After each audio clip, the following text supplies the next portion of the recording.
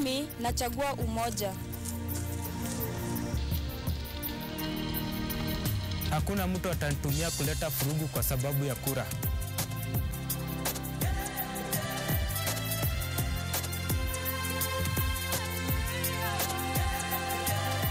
Tukikubali matokeo ya kura, mshindi ni Kenya. Mimi anachagua kabisa. Nitapiga kura. IEBC, your vote, your future.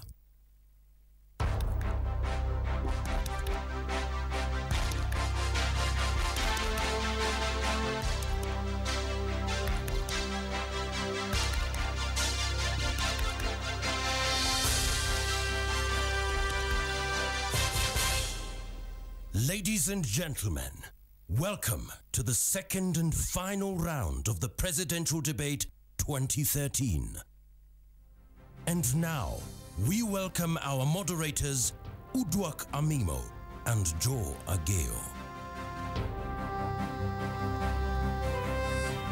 Good evening and welcome to the final presidential debate of 2013, organized by the Kenyan media. I'm Udwak Amimo. And I'm Joe Ageo. It is exactly 1 week to the general election on March 4th. And tonight we'll be hearing again from the 8 presidential candidates on the issues that matter to you, the Kenyan voter, the economy, as well as land and natural resources. The live audience here at Brookhouse International School has agreed to remain silent. No jeering and no cheering during the debate. The only exception will be now as we welcome the candidates to the podium.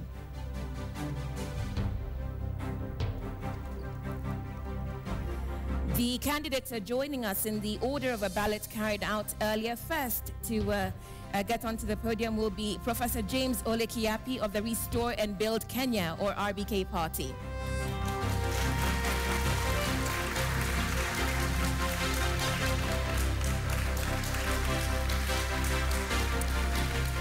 Next on stage, Musalia Mudavadi of the UDF, United Democratic Forum Party.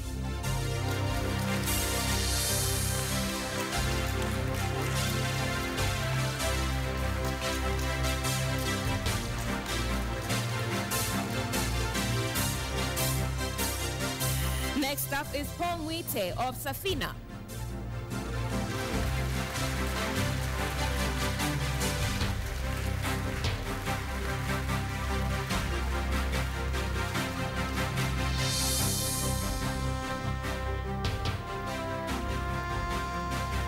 The next presidential candidate on stage, Martha Karua of NARC, Kenya.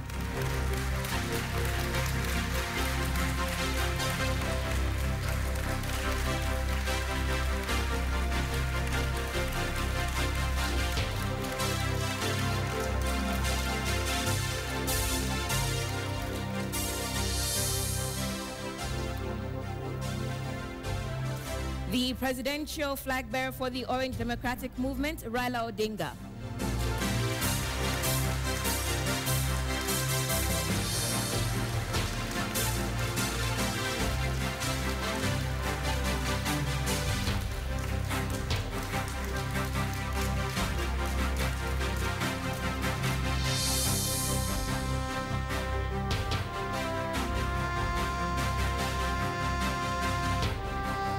The next candidate on stage will be Mohamed Abduba Dida of the Alliance for Real Change.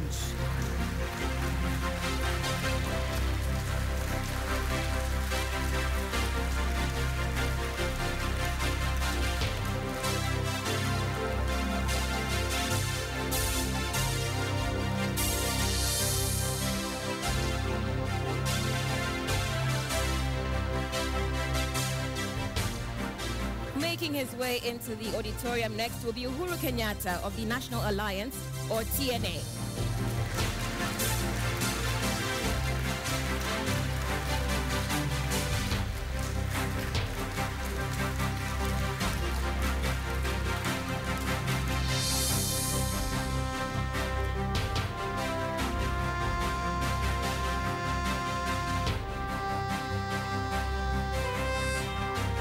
And completing the list of 8, Peter Kenneth of the Kenya National Congress.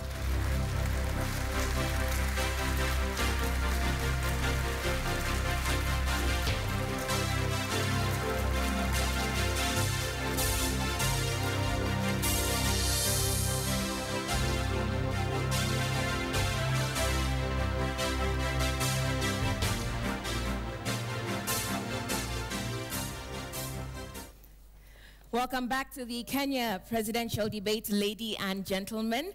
Shall we all rise for the national anthem led this evening by Kavutha Mwanzia Asio.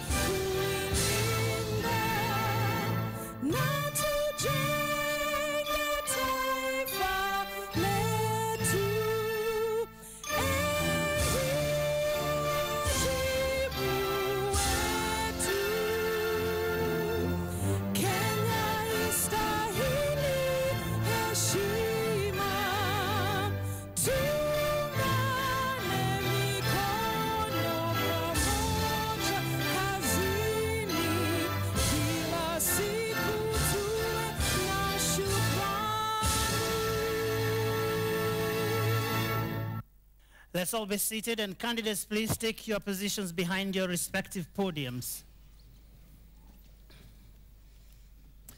Well, this is the first segment of the evening that is going to be on the economy, and that will be driven by my co-moderator, Uduak Amemo. Thank you, Joe. As before, we've received thousands of questions from the public, but ultimately the questions are our own. I haven't seen Joe's questions, and he hasn't seen mine. So again, as before, you have 2 minutes to respond to questions and 30 seconds for rebuttals. You have a timer in front of you to help you manage your time, but I'll also stop you when your time is up. I'll also remind you that you've agreed to address each other respectfully and to keep your language civil. So we're dealing with the economy, and the first question centers on the minimum wage.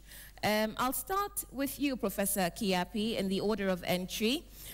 What do you think the minimum wage in Kenya should be?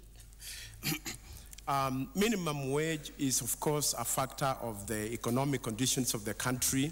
It is a factor of the labor itself, and it's also a function of the employers and the negotiation between the government and the trade unions. And therefore, when you are saying or setting a minimum wage, you must bring all these factors into consideration. So it is not a matter about saying this is the level, exactly this. It is a matter about structuring labor in the country. Because in Kenya today, you have every now and then one sector of the economy demanding a wage and another sector of the economy demanding an increase, and that is pointing to a much more serious problem. And the more serious problem is that the labor is not commensurate. There are disparities. And therefore, what I would like to do when I'm president is to engage as government and the employers and the trade unions to really look at a sustainable manner in which we can appropriate labor in the country. So how much we will use and how much we shall set must depend on the economy at that time, the prevailing conditions, and it must be negotiated so that you also must ensure there is stability.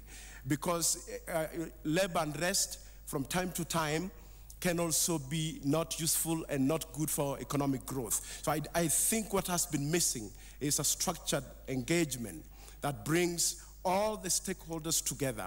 And this is my commitment to the Kenyan people and especially the employers, that our biggest capital, our number one resource is the human capital or the labor. But we need to make sure that that labor is properly structured and managed in order to arrive at levels that are sustainable. Your time is up. Your time is up. Ms. Karua, I'll come to you because Professor Kiyiapi touched on labor and rest. And so Kenya currently ranks as one of the countries that has the unfortunate distinction of being one of the most unequal. So we have a minimum wage at about 8,000 shillings, and for some people it's 500 shillings a day.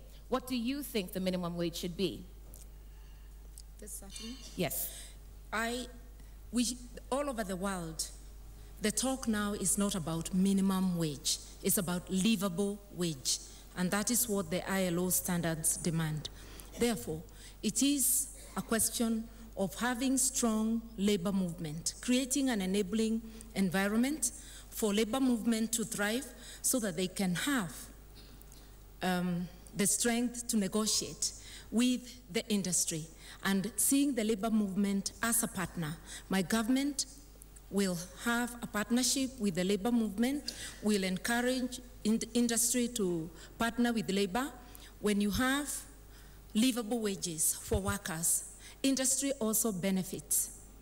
Healthy workers are able to be more productive. So it's for the benefit of the country, the benefit of the economy, and wages also depend on how much the government is putting in terms of other public services. My government will give universal health care, what we are calling cradle to grave, free education from nursery, primary to secondary. This again takes away the burden of some of the cost of living away from the worker. So a combined effort by government, how we spend our tax money, and industry also investing a little bit more in the workers. The industry makes profit, the workers are happy and are able to produce more. That's what I would do. Okay, thank you very much. Mr. Odinga, we've heard two candidates now talk about engaging with labor. We've heard a livable wage brought into the discussion. What do you think the lowest, the least, what is the least wage a Kenyan should earn? Given that people in your class of leaders earn more than $10,000 a month? Well, we talk of the living wage. That is a wage that will enable somebody to live a decent life. And you look at the shopping basket, the cost of living in the country, the cost of transport, the cost of the rent, the cost of things like the food and so on. So that is what it should be. Now, we need to have a dialogue, a tripartite arrangement where you have got the unions, the employer, and the government talking about this so that we really know what is the cost of living in the country today and what should it be. And that is what should determine what should be the living wage, a minimum wage in the country, so that there's harmony. Because you must know that for us to be able to grow, we must be competitive in the international labor market. If, for example, the wages are too high in our economy, of course we price ourselves out of that market. So we must look at the causative factors. What is it that makes the unions demand 300% pay rise? The teachers, the nurses, the doctors, the lecturers, and so on. So we need to have a dialogue to be able to determine that. I'll just interrupt you there to ask you, do you not know what the cost of living is in Kenya at the moment? No, we know what it is, but it is not static. The cost of living keeps on changing. Like, for example, if the price of oil goes up, it will go up tomorrow. The cost of transport will go up. Matatu used to cost 30 shillings from Dandora into town. Today it is 50 shillings. A packet of milk was 25 shillings, now it is 45. Unga was, for example, 70, it is now 120. So we will want to dialogue so that we can agree on what really is a living wage for the worker in the country. Mr. Dida, do you have any thoughts on the minimum wage? What do you think it should be? Minimum or living wage, if you will. Well, due to economic inequality is why 90% of Kenyans are marginalized economically. And I'm hearing a dialogue, and the nurses are still on the road. What they need is always on posters in the road. This is my house rent, this is this, this is this. They sing this, and it had happened. What we need is to clearly explain to everybody that nobody is super Kenyan. Nobody is super, whether the president or the security. It is unfair for a Kenyan to earn a gross salary, of 8,000, while a leader is earning, leave the salary, an entertainment allowance of $500,000. It is unfair. And it is shocking because the commission that was appointed to look into this is also, maybe circumference and nearness to the palace is one thing that is affecting most of us. My government will not accept the figures that were given, and what I propose is a formula. Which formula do we use as Kenyans to pay these wages? It is the formula that matters. If we will base ourselves on payment following education, is a formula, and everybody is contented. But we don't understand, I don't understand, and any human being does not understand why somebody should be paid 2 million and another one 5,000. So what I will encourage and what my government will advocate is equity for everybody. Nobody is super and nobody is a nugu. We are all the same. We have the same stomach, we have the same children and everything. The leaders' need is what the citizens need. Thank you very much, Mr. Dida. Mr. Kenyatta, you've been Minister of Finance, and Mr. Dida was talking about the inequalities in Kenya, the salary disparities.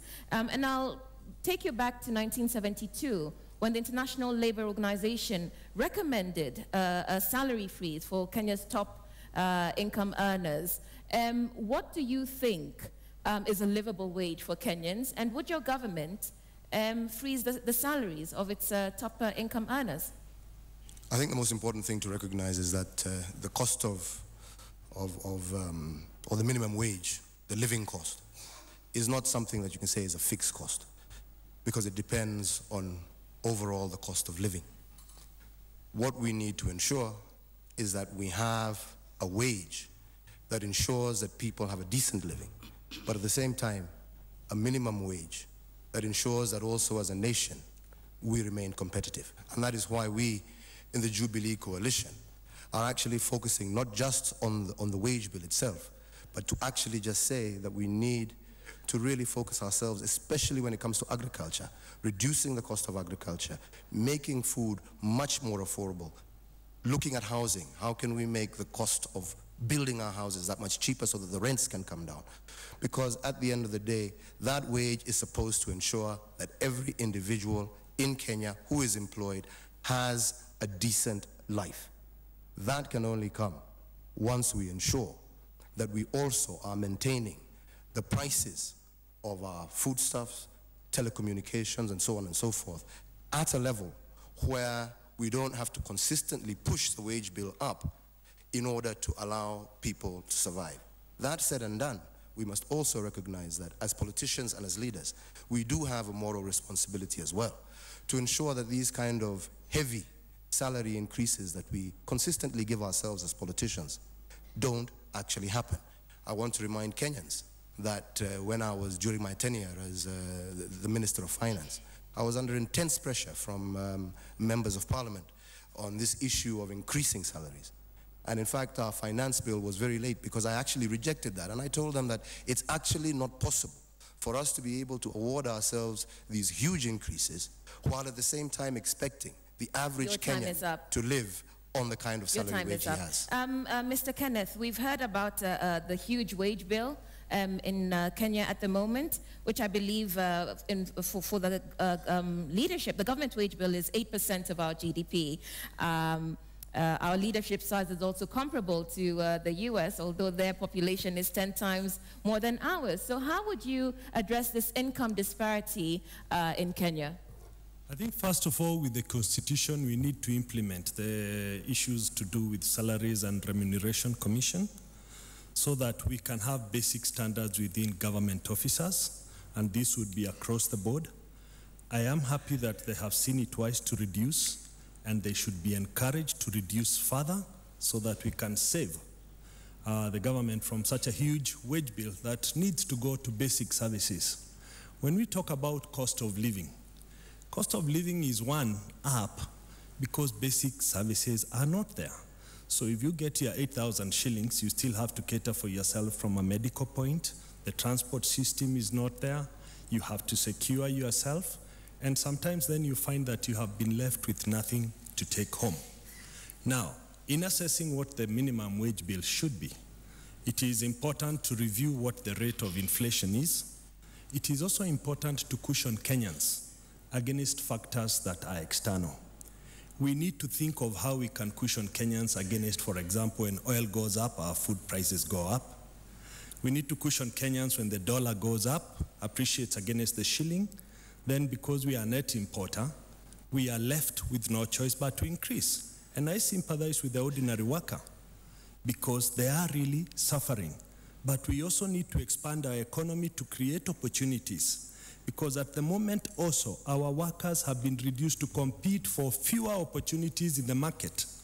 And therefore, the issue of the minimum wage bill becomes more or less compulsory, but if they had opportunities, they would be in a position to venture into other areas of employment within opportunities that have been created within the labor market.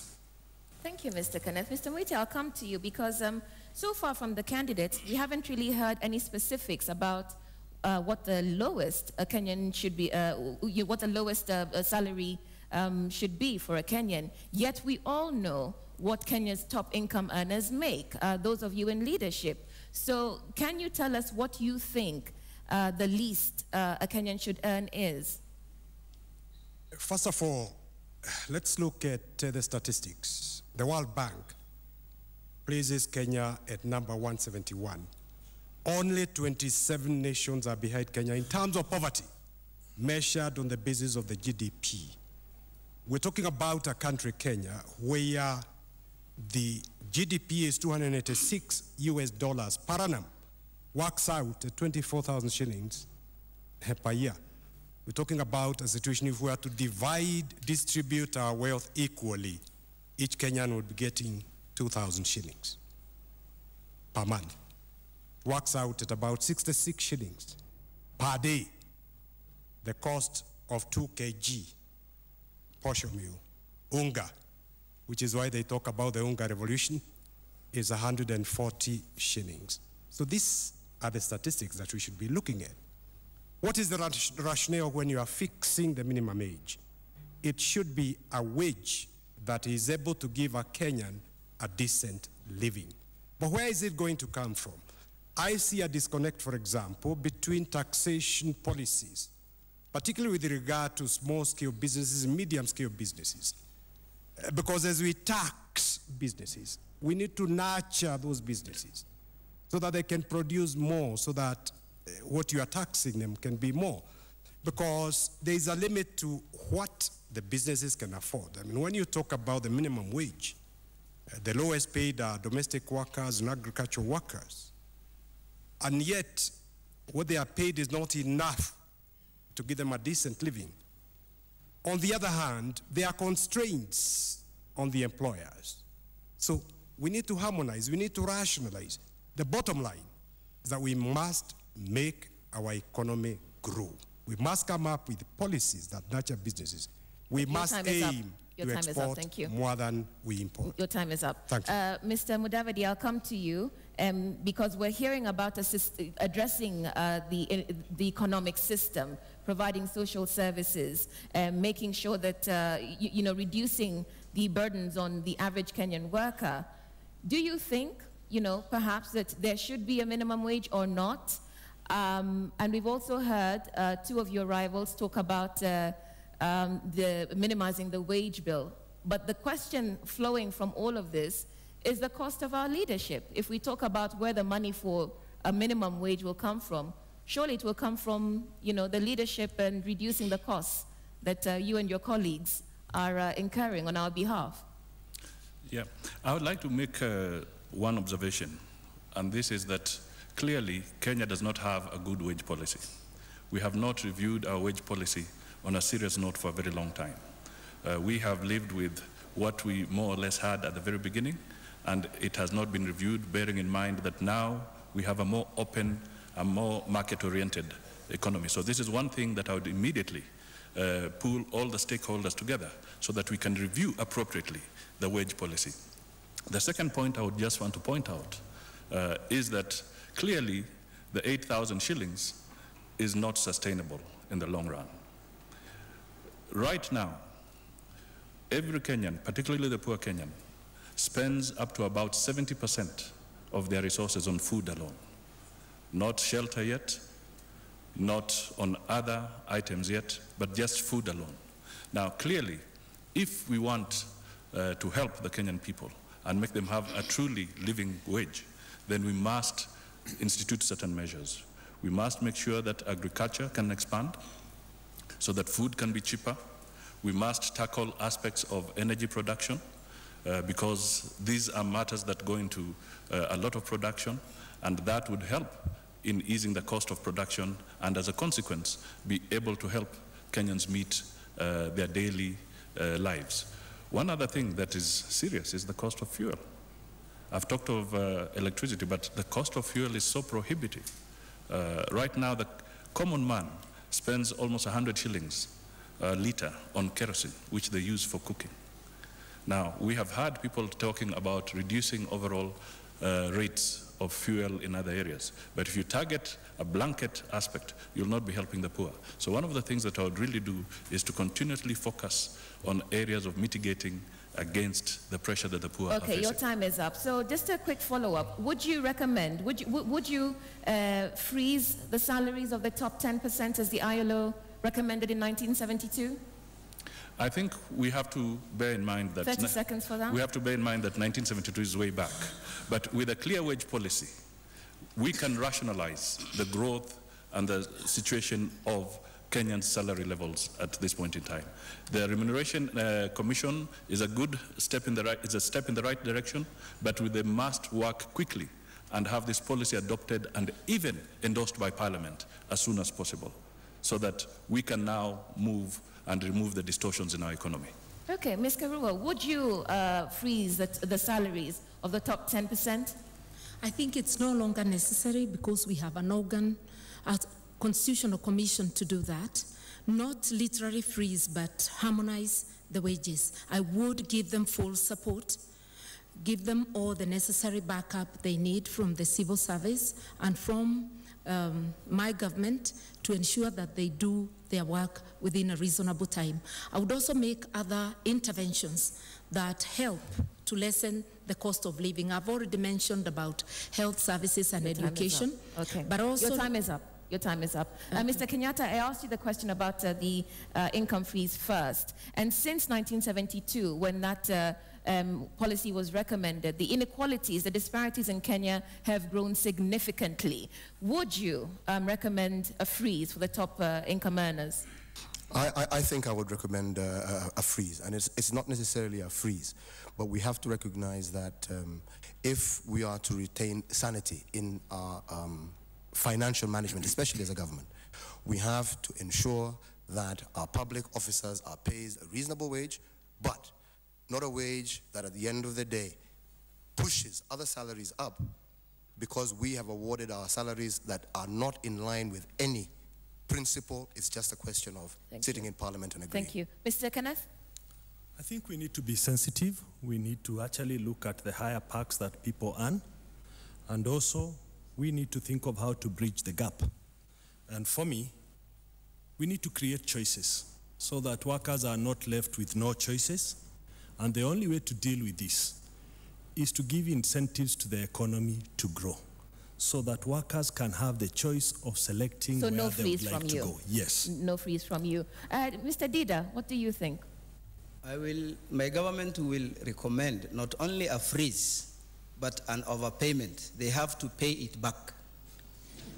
Yeah.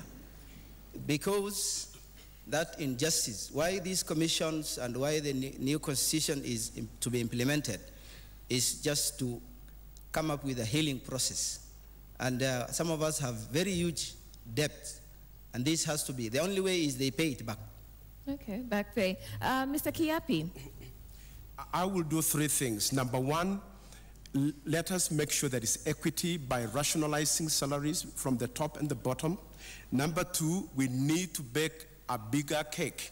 It doesn't matter how much we argue. If it is the same, we will fight each other for nothing. Number three, let us make sure payment is based on productivity. If you do more, then we pay you more. Unlike now, where parliamentarians sit for 1 hour and you pay them 800,000, and teachers are teaching for 8 hours. Your time is up. Yes. Mr. Muite, would you freeze salaries? Safina government would be sensitive to the outcry of the Kenyan people in terms of the salaries and allowances earned, for example, by members of parliament, ministers, PSs, and what have you, and therefore would make a very strong recommendation to the Salaries and Remuneration Commission to take those sensitivities into account and bring them down. Kenya is one of the most unequal nations on the earth, and a good starting point. Your time is up. Thank you. Mr. Odinga, would you freeze salaries of the top income earners in Kenya? For this economy to grow, we must reduce consumption. At the moment, the current expenditure is just too high. You're just consuming. We will actually recommend not just a freeze, but reduction. And I will begin with myself. I will have the pay of the president so that I can lead by example. You will have others to pay. Follow suit. Okay, thank you very much. We'll move on to the next set of questions, and these have to do with your personal economies, because you've all talked about addressing corruption. Sorry, we're moving on. We are addressing corruption now. You've all talked about it. And so I'm going to ask you about your records, because some of you, those of you who've been in public service for some time, are associated with certain events in our history which have been thrown up in your quest for leadership. And so, Mr. Muite, I'll start with you. Sure. Because in the 90s, Kamlesh Patni alleged that he gave you a bribe of 20 million shillings. You told Parliament in April 1999 that you'd responded to the Law Society of Kenya on that matter. Can you please tell us what exactly took place, whether you accepted a bribe of 20 million shillings from Kamlesh Patni? It is absolutely not true. I mean, what was happening in the 90s is that I and Professor Nyang' Nyong'o were the ones who broke out this issue of Golden Bag.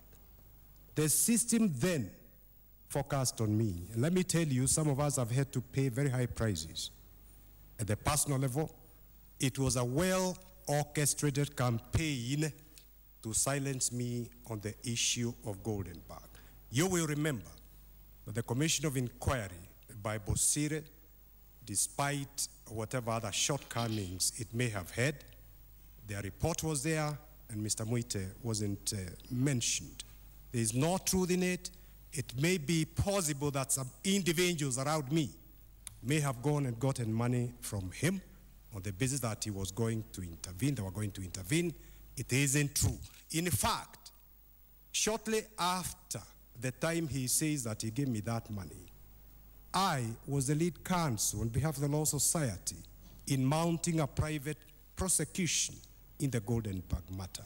So there isn't an iota of truth to that. Let me just follow up on that, because if I remember correctly, the Law Society then said they found that you or persons associated to you had accepted a check of 15 million shillings and cash in 5 million shillings. So for purposes of clarity, because we know what a drain corruption has been on this country, could you please clarify that for us? That is what I said earlier. Individuals around me may have gotten money. Mr. Muite did not get any money whatsoever. And in fact, Mr. Patni himself eventually accepted that he never gave me any money at all. And that is on record in the Bosire Judicial Commission of Inquiry. Okay. Thank you very much for that, sir. Mr. Mudavadi, you're also linked to Goldenberg, and more recently in 2010 to a cemetery land scandal. you've been investigated in the case of the cemetery land scandal by Parliament. Could you just clarify these scandals and your role in them for us? Let me start with the Golden Bug issue.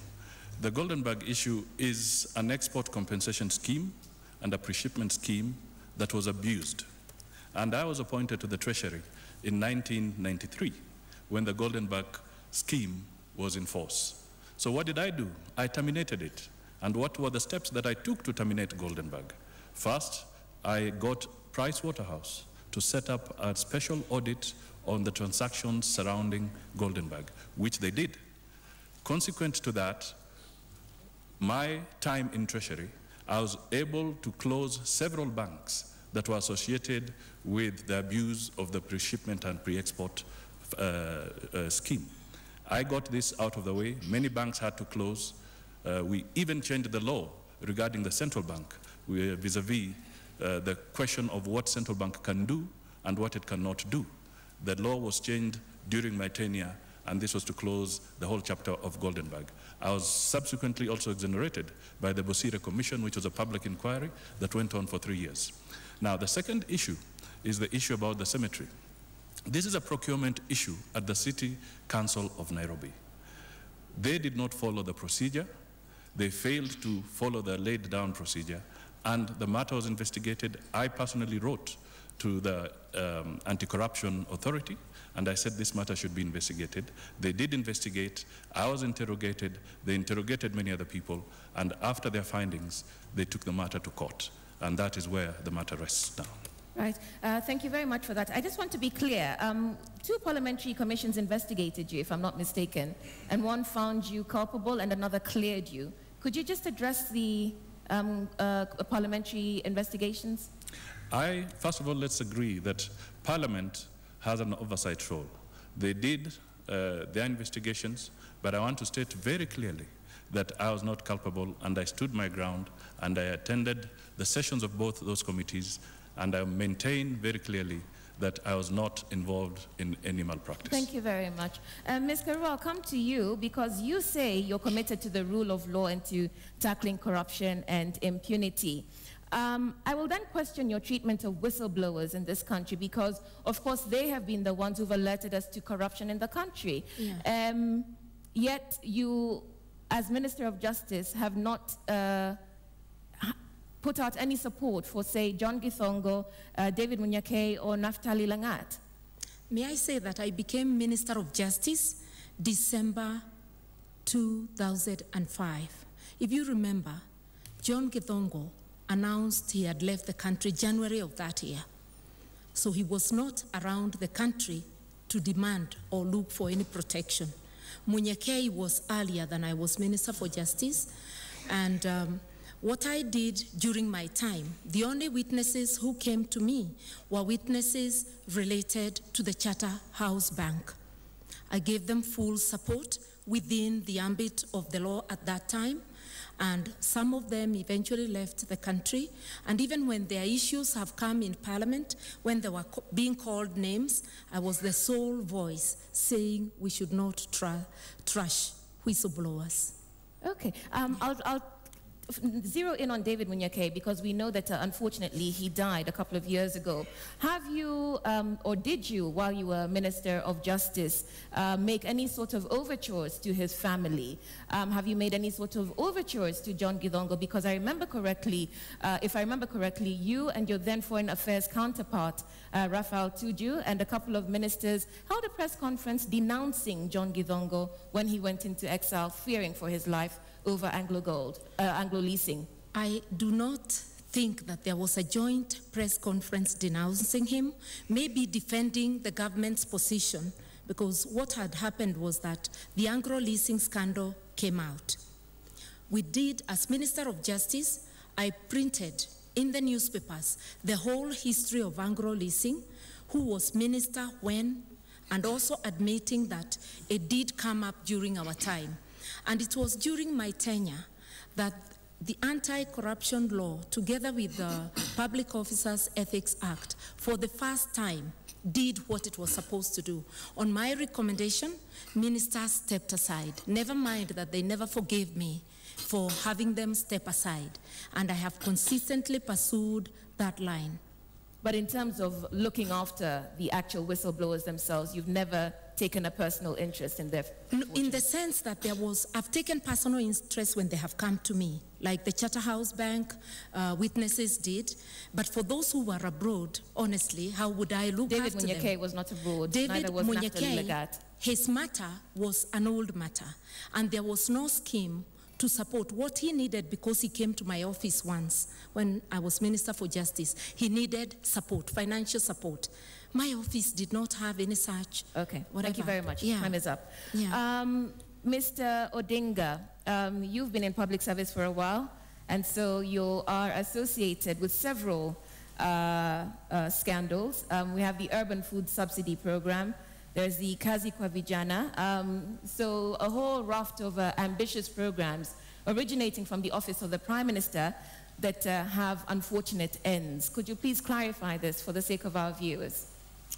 Well, the Kazi kwa Vijana project was basically a project that we conceived in very good faith to try to cushion the youth at that time when the economy was really very bad.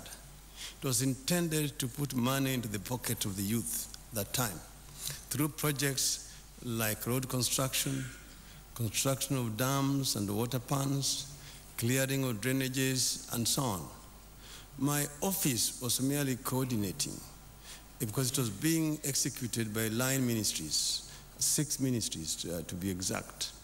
And it was executed and to the end in that financial year, and about 300,000 jobs were created for the youth. But it was also a good lesson for us that bureaucracy can actually frustrate something that is very noble because when it was audited, when we got information that there had been some indiscretion, we asked the Treasury to carry out an audit. This audit was carried out, and it was found out that there had been some double procurement in some ministries. Please carry on, but just watch your time. Yes. And the action was actually taken against the officers who were found to have been culpable. The World Bank also did an audit of this particular program. And the World Bank actually eventually gave it a clean bill of health. And decided to continue with a component of it, which is right now being rolled out by the private sector. So it was actually a stimulus program aimed at cushioning the youth at the time when the economy was very bad. There was the drought, we had a post-election violence, and there was a world economic meltdown. And that's the reason why we introduced it. We have learned a lot of lessons from it. Okay, so your time is up. I'll follow up, 30 seconds. The Urban Food Subsidy Program, which turned into the maize scandal. Could you clarify that, please? The maize scandal, when we got information that there had been some indiscretion, I asked the officers who have been mentioned in my office, the permanent secretary and the chief of staff, to step down for investigations. I also suspended 2 ministers, but as you know that my action was countermanded. What I said was that these officers were investigated and only brought back after independent investigations were concluded. Your time is up, but I will follow up because we see different treatment of ministers from you, double standards, so that you suspended ministers when it came to the maize scandal, but we've had recent controversies within the health ministry, and no minister has been suspended. How do you justify that? There has really been no concrete evidence provided to show that there's been any kind of wrongdoing in the ministry financially. There have just been wild allegations and claims. If I had any concrete evidence that there was any indiscretion, I would not hesitate to suspend the minister and the permanent secretary. But this has not been the case. Okay. Ms. Karua, you want to say something? I just wanted to remind the Honorable Prime Minister that one gets suspended not because there is concrete evidence against you, to facilitate investigations. And therefore, in the case of the NHIF scandal, there was concrete evidence of irregular payments to health service providers.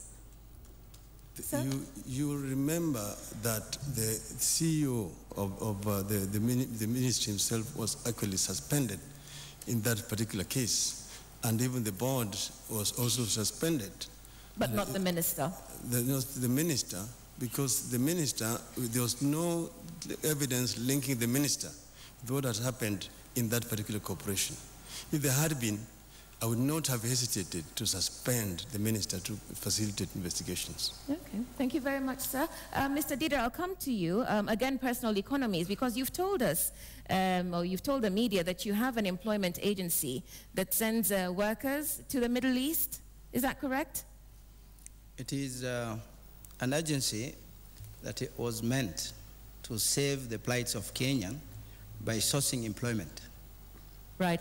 So I'll ask you the substantive question. As president, you're expected to create jobs in Kenya, but you have a personal business that outsources Kenyan labor, takes them to the Middle East where they work, presumably as domestics. And we've all seen, the images of, people and the way they're treated in the Middle East. Is this correct? Is this right? Kenya is very rich in human resource, and the world is in need of this gift that God has blessed with Kenya. But one thing that failed the system, it is not, employment was not sourced only in the Middle East. We have, in the country, we have 57 employment agencies who source for employment all over the 5 continents. But all of us were frustrated because the country lacks legal infrastructure. It is the state, it is the government that is to agree, have a memorandum of understanding with the other government on what a Kenyan should be paid, how the children, what will be the fate of the children, what will be the housing, medical, all this. So it was us following our problems. I worked for the government and had to leave because of funny salaries and because of very funny working conditions. Then when we came up with this idea, go to the Ministry of Labor, my returns every 4 months reached 0, 0, 0. When we went using our money and came back to report that things are hostile outside, we were told a commission will be formed, it will investigate. We are waiting up to this minute. Okay, with respect, Mr. Dida, you haven't quite addressed my substantive question. Is it right for you as a president to be sending Kenyans abroad to work as domestics? Should you not be concentrating on creating jobs and strengthening the environment here?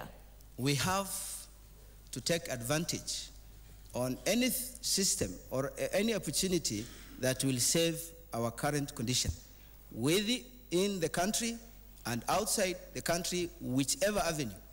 And every year, the government makes billions of money following the Kenyans who sneaked out of this country. And when this was severally repeated, that it is not safe to work outside, it is not safe to work outside. As we speak, Kenyans are going. As we speak, they are going. Your time is up. Mr. Kenyatta, a few years ago, there was a clerical or typing error. The newspapers report this in quotes that resulted in millions of shillings being lost within the budget that you presented to Parliament. Could you explain that? Let me first begin by saying that there was no money lost. And even as the media has reported it, as you've correctly stated, it was an error. We acknowledged that particular error. The matter was investigated by both the Parliamentary Committee, the IMF, and also the Office of the Auditor General, and it was found to be precisely that, an error. I have never been accused of any kind of financial impropriety, and furthermore, as a result of that error, I did in fact take action of overseeing the re-engineering of the Integrated Financial Management Information System to include a budget module so that that error would not be repeated again in the future. Thank you, sir. Mr. Kiyiapi, just this weekend in the newspapers, a court order directing you to pay over 700 million shillings to a supplier because his contract was improperly terminated. Could you address that, please? Yes. When I went to the Ministry of Medical Services in September 2008, I found that my predecessor had signed that contract with a company called Dole International, And when I arrived, there was already investigation by the Anti-Corruption Commission because it was alleged that the procurement did not follow the law. So basically, as a new PS, I was briefed by the ministry officials that I could not approve that payment pending this investigation. And I was also equally advised by the Anti-Corruption Commission that it would be imprudent. So that's what I did. I basically said, let the investigation take their own course. And in the end, we went to the Public Accounts Committee, and I gave again the same submission.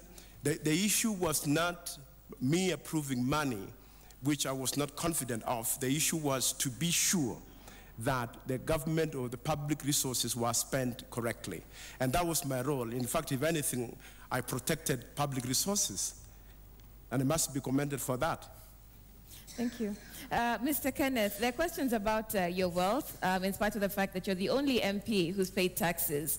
And these questions stem from your previous life in private service. Could you address that, please? Well, I only served in 2 places in public places. One was the Kenya Football Federation, where I was the national chairman. We had no funding from government at all, and the entire funding was coming from 3 corporate sponsors, Kenya Breweries, BAT, and SmithKline Beechams, and their own officers were signatories of any money spent for KFF together with our Secretary General. And when I left, we left an audited account and 11 million shillings in the bank. Second time I served as in a public office was at Kenya Insurance Corporation as managing director. All I did was to prepare the company to be stock listed. And today is one of the best quoted companies in the stock exchange. Okay, thank you very much. So very quickly, yes, Mr. Kiyiapi. Uduak, I want to ask a question to the office of the Prime Minister. Yes, go ahead, please. And the Deputy Prime Minister, who was then Minister for Finance. Go ahead. When I went to the Ministry of Education, I was alleged to have presided over the loss of free primary education when it was obvious that I had just left the Ministry of Medical Services. And even though I tried to bring out to the public domain that I was just a new PS, and the reason I went there was actually to go and sort out the mess. Your question, please. The 2 offices, why did they fail to bring this matter to conclusion up to this point, to explain to the country what exactly happened, whether or not that money was lost? Mr. Kenyatta, I'll start with you. That matter was investigated, and in fact, it did reveal that a number of officers at the Ministry of Education were involved in irregular activities. There was also an issue on the other side of certain expenses that were not part of the program, but you could not necessarily tie impropriety to them. The report was completed and finalized even before I left the Ministry of Education, the Ministry of Finance. Right. Mr. Odenga, a chance to respond because you also asked the question. To my knowledge, some officers in the Ministry of Education were actually prosecuted, and some of them actually sentenced to serve prison terms. So I'm very surprised that my brother is saying none of the officers was found to have been implicated. I did suspend the minister at that time because of some remarks he had made somewhere saying that he was rewarding people from his constituency with this money. So I'm saying we need to be able to take action when we find indiscretion. Your time is up. Mr. Dida? The policy, I'll give Mr. Dida the generally floor. was, if you can't beat this government and the corruption system and the cartels, you join them. That is why those who never liked it, there was no option. Kamlesh Patni, you mentioned, is a young man who confused everybody in this government. And he said, jail me, but we will go all of us, from the retired to the current in the system. Okay, your time is up. Mr. Kiyiapi. I just wanted to clarify that there were 2 issues. There was an earlier inquiry which forced the PS to be asked to step aside and which necessitated the extended forensic audit. And therefore, the one where officers were interdicted was the first one. This second one involved 4.2 billion Kenya shillings. And later on, it turned out that 2.3 billion Kenya shillings was just a reconciliation issue. And 1.9 billion shillings actually went to primary schools. And that's the one where I was being crucified. Okay. Mr. Kenyatta, back to you. Like I said, the issue was two parts. One, that we were able to prove actual impropriety, and action was taken against those officers. As Mr. Kiyiapi has said, there was also the issue of payments made that were not necessarily improper, but were irregular in accordance with the program. Then there was also the issue of reconciliation. That whole scenario was finished. I think what Honorable Kiyiapi is talking about is that maybe your time is there up. was no public statement to say that he was not found to be culpable. Right, your time is up. Mr. Odinga. No, I sympathize with him that this happened, but it did not bring this to the notice of the office of the Prime Minister that was having these sort of problems. I would have actually ordered that his name be cleared. He did not. He's just raising it here now. All the times whenever I hear these kind of things, I take quick action. Right, thank you very much. Mr. Muite.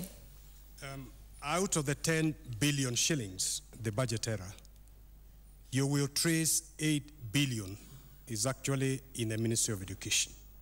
Second point, perhaps calling for comment, is that while we say that no money was lost in the Ministry of Education, the British government demanded a refund of money that had been misappropriated. And we refunded from taxpayers' money. Thank you, sir. Yes, Ms. Karua. I just thought that certain issues have not been raised. For my colleague, Honorable Mudavadi, his role in one of the Anglo leasing contracts. And for my colleague, Honorable Odinga, the issue of the molasses land. And for my friend, esteemed friend Peter Kenneth, the circumstances under which he came to own a house that belonged to Kenya Re. These are all in the public domain. Thank you. That's how come I know them. So, Mr. Mudavadi, Ms. Karua has raised a point on Anglo leasing. I want to state that clearly I have not been involved in any impropriety in government. And I want to state here that the issue that she's raising, which had to do with the telecommunications area, was a matter that was investigated and has been investigated. And this happened way back almost 10 years ago.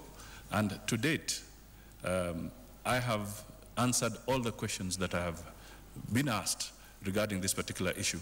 And I feel that I have been vindicated because your time is up to date, You've been vindicated. I have not been charged for anything. Mr. Odinga, the molasses saga. Well, the molasses project was a project turned sour, a government corporation with a foreign company. It was then decided to be sold. It was put under receivership through NS Young. It was sold through an auction by a company. Spectre International bought it through an auction, and full price was paid for the plant, including that of land. So there was no corruption in that. Thank you. Mr. Kenneth? I never bought any house from Kenya Insurance Corporation. I went to the PIC to actually give evidence as a friendly witness of a house that I bought that had been bought by somebody else from Kenya National Assurance. And I'm glad that Central Bank gave evidence to show that even the first buyer fully paid in his transaction with Kenya National. And those details are with Parliament. Thank you. So these questions all relate to the leadership and integrity. Yes, Mr. Kenneth. Yes, I had a question, but you didn't notice my hand. Okay, please go ahead. And this goes to my friend, Honorable Mudavadi. Right. And probably Honorable Muite, because he was in that committee. Mm-hmm. And I'm saying this because if my friend Professor Saitoti was alive, the details on especially Goldenberg would have been different. I just want to know the two big entries that constituted Goldenberg, that is the 5.9 and the 13.5, were paid in 1993, in April and August 1993, under your tenure. Under what circumstances? Because I think it's good for clarity as we try to reconcile ourselves with these things. Mr. Mudavadi. I think it's a situation where I'm being brought to talk about a situation where somebody is not available to defend themselves. But let me put it very clearly, and let God rest Professor Ito's soul in eternal peace. But let me put it very clearly. When I took over in the Golden Bag, in the Ministry of Finance, the Golden Bag scandal had already been identified. However, the details of it had not been done.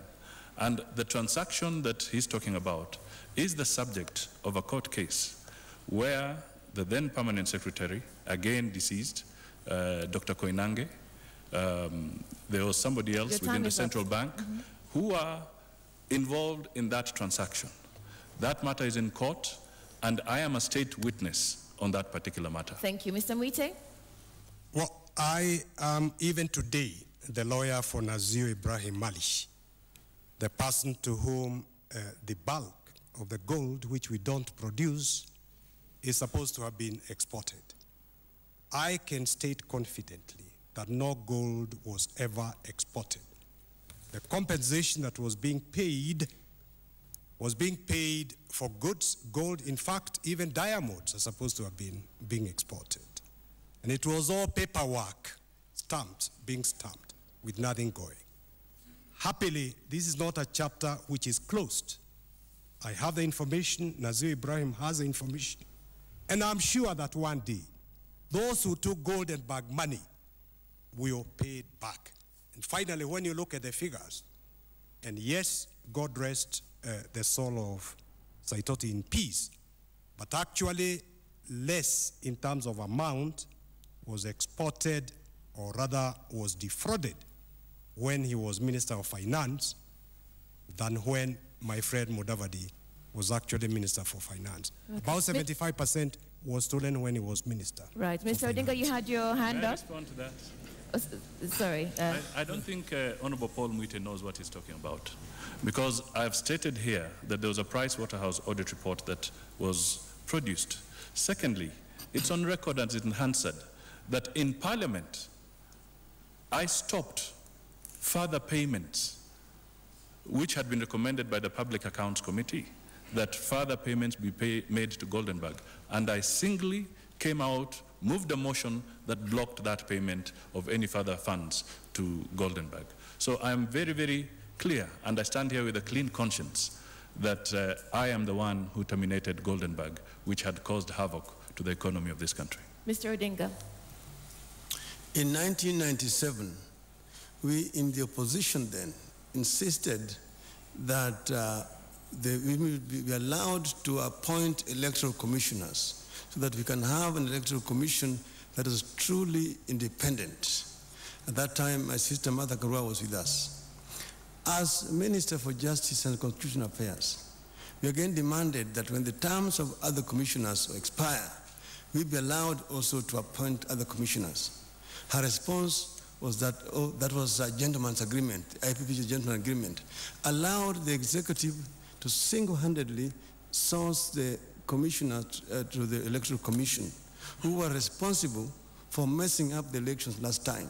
That is a responsibility that she actually must carry, and actually she owes an explanation to the nation of Kenya.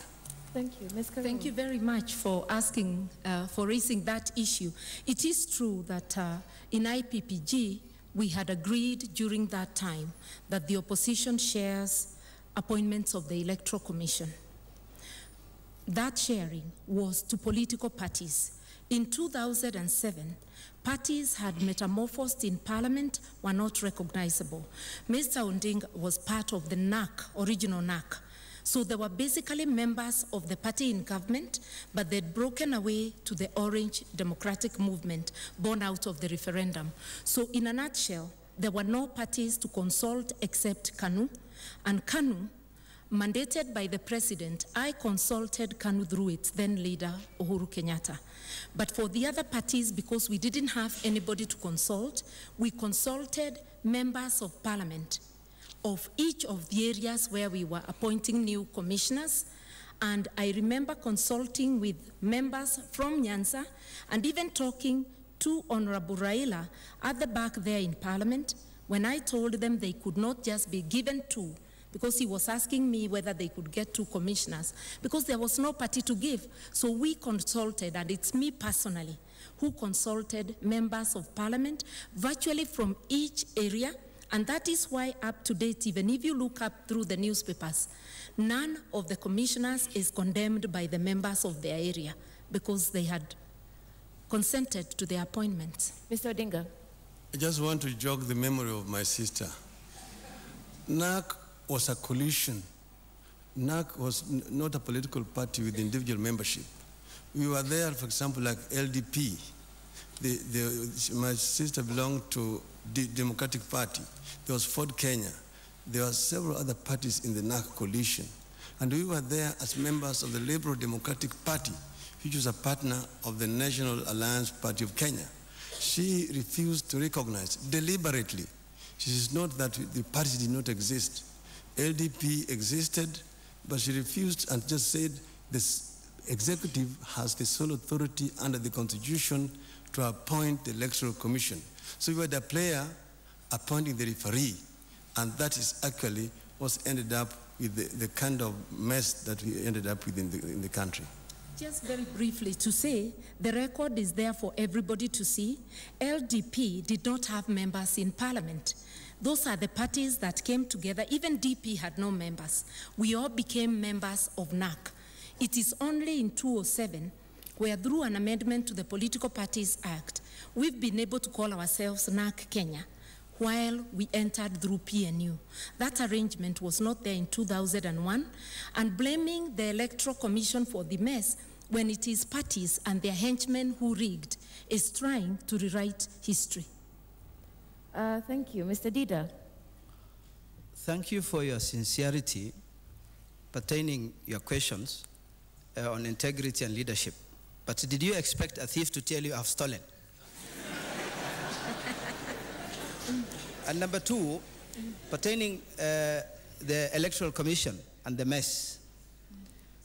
If things did not go right and the elections were rigged, was it wise for the honorable member, the Prime Minister, to accept the results and sign? If you are not happy, you involve the international, the UN, and it is the best way of doing it.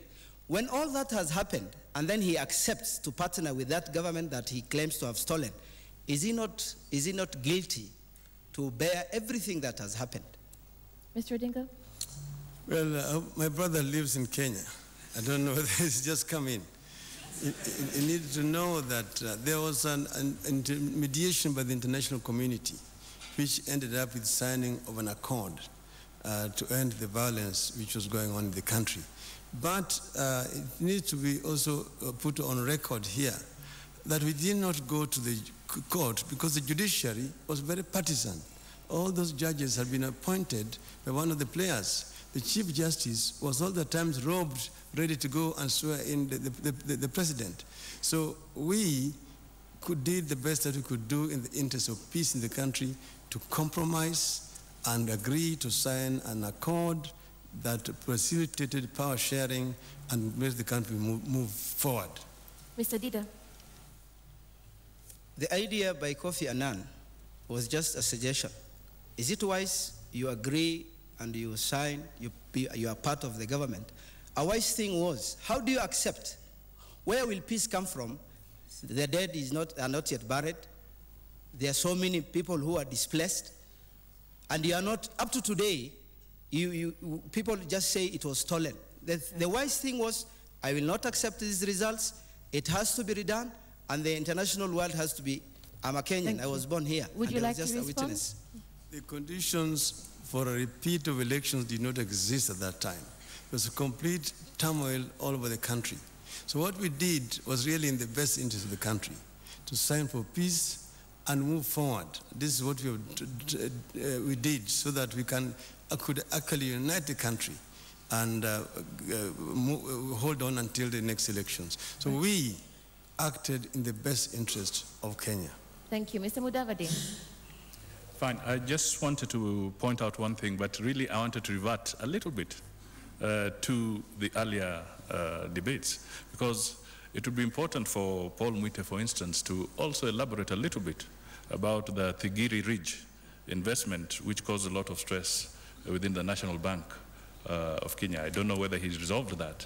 And I would like to know whether Peter Kenneth can tell us what his interest in Prudential Building Society was, and whether he's happy that it went down with a lot of depositors' money.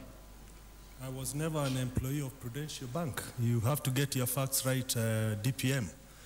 I was an employee of Prudential Bank, which was totally different from Prudential Building Society. I was not a director. I was not a shareholder. I have read that the shareholders and directors of Prudential Bank have been taken to court by Deposit Protection Fund. Mr. Muite. It's part of the targeting that I was mentioning by a government in which he was a prominent member. They were targeting you at personal level, your economic base, your reputation, kila kitu. But being a lawyer, I am facing it. I have faced it. And you will hear resolution, Honorable Mudavadi.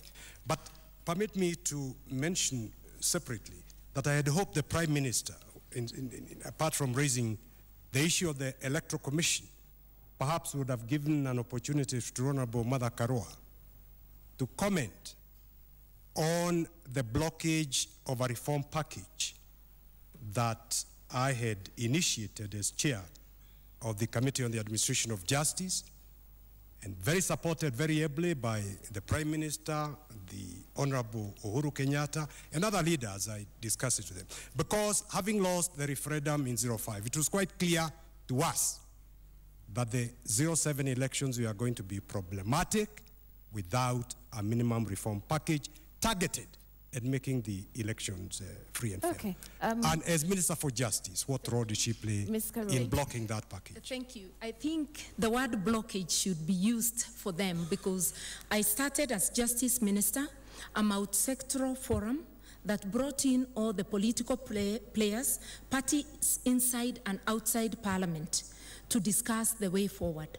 We were actually ready to complete the constitutional review process, but Honorable Muite chairing the parliamentary committee and ganging up with those who had left government quickly punctured that effort and brought in his own package, which he wanted us to take as a medical prescription without discussion. It wasn't possible. Even a government has a voice, and that way it was completely impossible to complete the constitutional review process or to have his package, because his package was a must, not negotiable. So thank you. Mr. Kenyatta, your name was mentioned. Mr. Muite mentioned you as part of the effort to block his reform package. I don't think he said I was part of any attempt to block. I said support. He was, he was supporting. I had breakfast with him in his house. All right, my mistake. He was supporting. My mistake, Mr. Kenneth. Yes. For a couple of minutes, the debate was basically between Dida, the Prime Minister, and Martha about the events of 2008. Yeah. And I would just like to ask, did it have to take us 60 days? Lots of loss of property, loss of life, people getting displaced, and then eventually on the 28th of February come to a conclusion and agree. Did it have to take that long? Couldn't we have looked for faster, easier methods to arbitrate if there was a dispute? And although yesterday we were at Uhuru Park and we pledged our peace and everything, I hope come next Monday we will not have a repeat, because it's a huge loss to our country and our people. It's not acceptable to go that route. That certainly is the hope of every Kenyan, I believe, for peaceful elections, and that you'll all pursue your disputes peacefully if you have any. But we've all touched on something, the disputes and how they affected the economy. And that has been the pattern of Kenya, that every election year the economy stalls because of the insecurity. We have ethnic clashes, but we also have the business environment and investors jittery. So I'll start with you, Mr. Kenneth. How would you ensure that the cycle of violence we have seen in Kenya, or that elections actually, let me rephrase the question, how would you ensure that elections in Kenya do not affect the economy? I think the first thing is that we have to get our security right. And I can tell you this, for the last 4 years and 5, this economy has struggled. It's growing at its highest at 4.7, which means we can't even achieve Vision 2030. We can't create jobs. We are just about to simply stop going anywhere because the number of jobs that are being created are not enough for many young people who are coming out seeking employment. At the moment, we are only creating 35,000 jobs in the formal sector. We have 1 million Kenyans looking for jobs or coming out to look for jobs every year.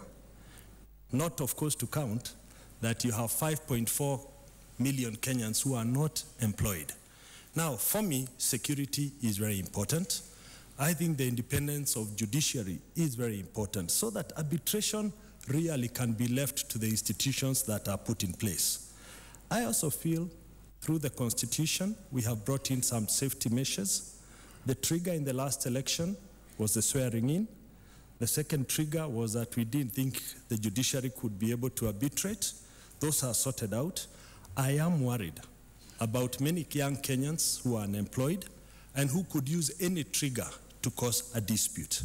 And the only other way to do it is to depoliticize the civil service so that we know that the country can run with or without politicians. And that is why it is very, very important for us to ensure the institutions envisaged in the new constitutions are in place, empowered, and working. Short of that, we'll still go to the 5-year cycle, which really hurts our economy. Thank you. Mr. Kiyiapi, how would you ensure that elections in Kenya don't affect our economy negatively? First of all, we need to change what drives leadership in Kenya. What drives leadership in Kenya is power and raw power, not really people empowerment. It's not leadership in the sense of leadership. What I would like to do is to make sure that we give power back to the people. That's what democracy is all about. So that's what the Constitution says. We empower the citizens by making sure when we go to elections, there will be no rigging because the citizens are speaking. The truth must begin there. Number two, we must make sure the institutions that manage these processes, the IEBC and the judiciary and all the institutions involved, including the security institutions, are given the tools and empowerment, but there is no manipulation. If you set an election and create a power interest and frame them almost like you frame an election to fail, then we have a problem. So I would like us to shift away from election or from leadership that is about intrigues, it's about power, it's about interest, to an election about empowering people in terms of economy, in terms of education for our children, in terms of security, in terms of Kenya's position and international markets. It's about Vision 2030, and it is leadership. Like the American President Bill Clinton once said, he looked at the American situation and he said, the economy is stupid. In Kenya, it is leadership stupid. We've got to fix the leadership. If we do it, there is no problem with Kenya. And I would personally demonstrate it if given to become president. It is this unselfish leadership that is needed. And it is Kenyans who can only do that, because I can't, none of us here can elect themselves as president. It is the citizens who will make up their minds. And they have to do what the prophet told us yesterday. We cannot go round and round and round. We have to break away from that and take bold decisions. Thank you. Mr. Kenyatta, between now and 2013, we have about 17 years and therefore about 3 more elections. But Vision 2030 asks us to attain double-digit growth. How would you do that given the cycle of negative growth around elections? I think the first and most important thing to recognize is that we now have a new constitution. And a lot of things are very clearly stipulated in that constitution. For example, one of the biggest issues has always been around the independence or the transparency around the Electoral Commission. We now have an independent Electoral Commission that has been appointed through an inclusive process that has been established. We have a judiciary that has equally been appointed through a transparent open process. There is no reason whatsoever for any leader, for any political party, to call for mass action going forward because we now have institutions that are transparent. I think that goes a long way. The second issue is the issue of using ethnic animosity in elections. I think the Constitution is very clear. We have several commissions now that are in place to ensure that the issue of hate speech and such don't apply. We also have what we call now the reformed public service, where people will be applying for interviews. And as my colleague has said, we will now have an administration in place that can operate outside of the political arena and independently and move the country along. I think the strengthening of these institutions is going to go a long way towards ensuring that elections now become an event every 5 years, but not an event that destabilizes the economy. And going forward, I do believe that with a peaceful election this time round, next Monday, I am confident that our investors, our business people, will be able to say that Kenya has come of age and is now able to handle their elections in a non-violent manner, and for us all to accept the results as they come out and the nation moves forward. Thank you. Mr. Odinga, how much responsibility do you accept for stalled economic growth? Because, of course, you've run for president before, and we've had insecurity around elections that you've participated in. Well, you know that we have really been moving forward, getting Kenya from a banana republic to what it should be. Now, we now have developed a new constitution through a very elaborate process. So by faithfully implementing the constitution, we'll be able to create proper institutions of governance in the country that will inspire confidence in this governance. And as far as electioneering is concerned, it actually depends on the players first, the political parties, which need to be national, and also the way that they actually conduct themselves, so that you actually do not divide the people along ethnic lines or inside them, that nobody will come up and flaunt ethnic figures and say that this bloc plus this bloc has got this percentage, so this election has already been won. So you accept no responsibility for past insecurity? Yes, and the other one is, of course, the institutions. The Electoral Commission need to be above board, and also other security agencies, because last time we had a situation where the police themselves were very much involved in the process of interfering with elections. The provincial administration as an institution was used very extensively to try to blackmail people to vote along certain lines. So once we have carried out also the transformation of the public service, then we will be able to inspire confidence, not only in our people, but in the foreigners who live here, so that investors can continue to invest even during the period of electioneering. Ms. Karua, how would you address this, given that in the last week we have had the Chief Justice of the country claiming that his life is being threatened? Let me say that first is to invest in the social development of our people. That is why we are always talking about civic education. Our people who have information are unlikely to be manipulated. We as leaders manipulate the people to fight, yet our children are never in the front line of those fights. It's other people's children we use. So helping people to realize that violence is not an option. The other thing is respect and strengthening of our institutions. I have seen leaders who are on this podium assailing the confidence in our institutions, whether it is the security institutions and others, by their utterances. Right now on this podium, we are talking about the defunct Electoral Commission. Although we know that it is political parties and their agents who recruit people to rig elections, no Electoral Commission can be totally nonpartisan. The Kenyan one, the process we adopted in Parliament, the committee that selected the names was from the Prime Minister's office and the President's office.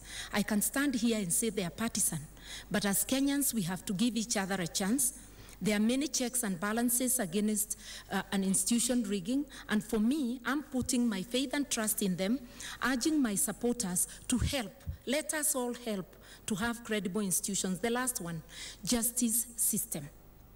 We must make sure that the prosecutions, the investigations are reformed, and we must make sure perpetrators of violence are punished to deter others from following that course.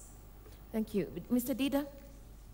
About elections and economy. Actually, the question is, how do you stop elections in Kenya from being synonymous with stalled economic growth? We love money. The young, the old, all of us. And the mistake we did is there's a lot of money up there. The only solution is we bring it to normalcy. If we say the president of this country will earn 100,000 and a lecturer in the university will get 120, with all these responsibilities, nobody will go. You just look at what am I supposed to do, what is the pay, and if we agree and work on that, nobody will. I asked so many councillors, county reps, when they were coming for certificates, why do you want to be a county rep and you can serve Kenya in a better? They were saying, "Ujasikia mshahara ni 300,000." I don't know who will say this. So the only way is we reduce that madness in payment. Let it be normal. And in Europe and the developed countries, you will see somebody with a master's just going for a just manual shop, arranging boxes in a supermarket because it pays better. The other thing is we need to have spiritual leaders. Jesus Christ is a role model. He is a leader who will ensure that everybody has eaten before he eats. Jesus could not be driven home with a convoy of 6 vehicles while it is raining on innocent Kenyans at the stage. If Jesus was a leader, he could not crown himself. The Remuneration Commission will say, we have proposed 1.75 for the president, and then you want to be the president, then you laugh. Yeah, it's good, it's good. No, you refuse. Where will this money come from? This money will be collected from the ordinary Kenyans who have problems with the rent, with the transport, with all these things. So we need to reduce that madness. Number 2, we also want to have leaders who serve humanity. Mr. Mudavadi, how would you address stalled economic growth whenever we have elections in Kenya? Well, elections must always be seen as an event, and now it's guaranteed and the date is very clear within our constitution. So we should not have any more doubts around that. But I think let's face the reality. What may be happening about slowing down of economic growth is not unique to Kenya.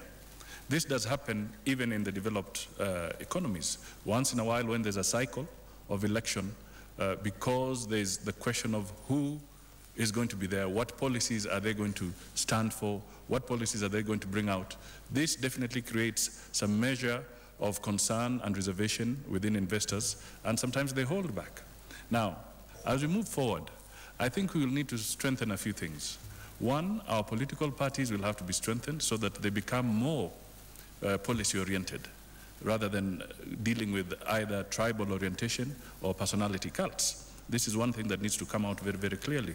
The other thing that we would need to work on is to complete the legislation around elections. We have not done that. We have not completed the campaign funding legislation. Now, this brings in another issue, because the question is, people get worried and say, what is going to happen within this government system if there are no checks and balances? Are they going to loosen their guard and mess up with the economy? And all these are issues that come up when one is getting towards an election. But I can tell you, we have started the right process. We then have to follow the law strictly. We have to be disciplined ourselves as politicians. The electorate must also be disciplined and be able to know that it's a process where they determine their leadership, and after they have determined their leadership, they are supposed to go on with their work. But clearly, if Kenya or any other country was about to elect an Idi Amin or somebody like that, the reality would be that there would be uncertainty in the eyes of the investors. So there's need for scrutiny of all candidates as we move along. Your time is up. Mr. Muite? I believe that the slowdown stems from uncertainties. Businesses, investors feel uncertain. Is there going to be violence? What is going to happen? Uncertainties. And if elections are free and fair, and seen to be free and fair, if elections are fought on the basis of issues, economic issues, interest rates, things like those ones, I believe those uncertainties will be a thing of the past. Ultimately, apart from elections being free and fair, we need to address the core issues which give rise to it, the root causes, which are the poverty levels, ethnic mobilization, the land issue. When these are addressed and solutions found, then elections will just be an event and investors will not need to harbor any uncertainties. But there is a lot to celebrate in Kenya. We've come a long way. I like the way that people have been sensitized about there not being any need to lose any Kenyan life. I believe there is not going to be any violence. Any person who is going to lose the elections will go to the courts. But the earliest signs should be addressed. For example, there are still people who moved in other people's houses, people from a particular community, moved into houses built by members of another community, and they are still living there. I think these are the sort of issues that should not be encouraged. They should be nipped in the bud. Thank you. So that closes this part of the Kenya presidential debate on the economy. We're going to take a break now. You are, of course, watching the Kenya presidential debate of 2013. When we return, we focus on land and natural resources, and Joe Ageyo will be steering that part of the debate.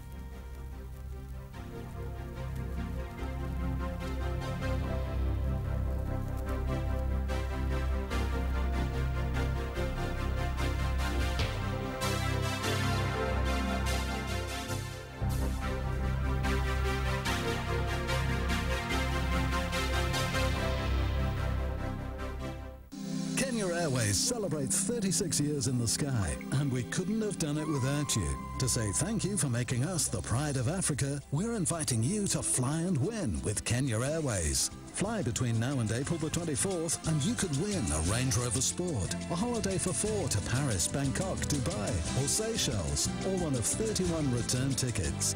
For details, visit our website. Terms and conditions apply. Kenya Airways, the pride of Africa.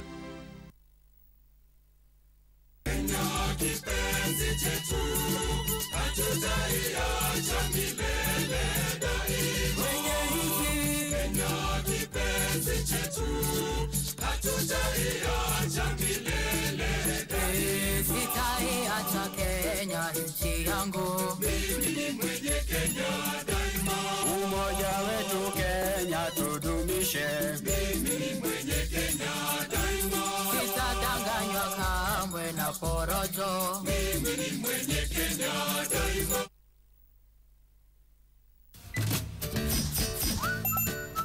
I sold all your stuff on OLX, and I got this cool baby stuff at the same time. Ivan, sell it. Post your ad for free and get some cash with OLX.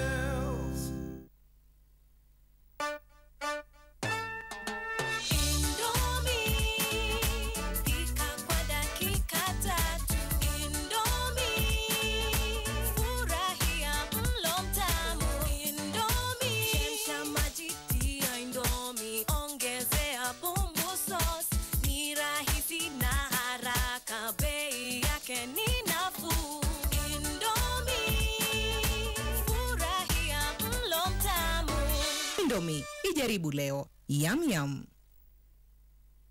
We are Kenyans. Our opinions may be divided, but we embrace peace.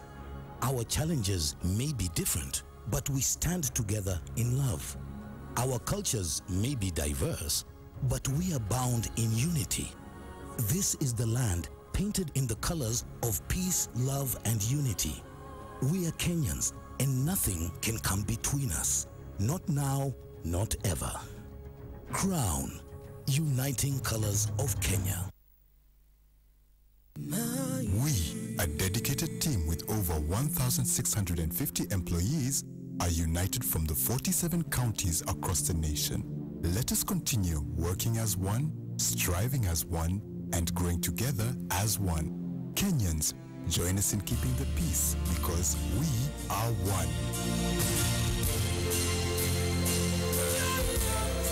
NSSF, growing you for good. I am Peter Kenneth. I am calling to all my supporters, please do not pick up arms or engage in violence before, during, and after these elections. If I have a complaint about any aspect of the electoral process, I will pursue it through the courts. I call on all candidates standing in my party to make the same pledge. This message is brought to you by the National Cohesion and Integration Commission and the National Youth Bunge Association. My name is Raila Amolo Odinga. I urge all my supporters to conduct themselves peacefully and not to engage in any kind of violence during, before, or after these elections. If I have any complaints about any aspect of these elections, I shall pursue them through the courts. This message is brought to you by the National Cohesion and Integration Commission and the National Youth Bunge Association. Siku ya kupiga kura, utapatiwa karatasi za kupiga kura. Karatasi moja kwa kila wadhifa unaowaniwa. Yaani, kura ya mwakilishi wa kata, mwakilishi bungeni wa kiti maalum cha kaunti kilichotengewa wanawake, kura ya useneta, kura ya gavana na hatimaye kura ya rais. Weka alama ya tick ama alama ya X ama alama ya kidole gumba katika nafasi iliyotengwa ya kijisanduku kando ya jina na alama ama nembo ya mgombeaji unayemchagua.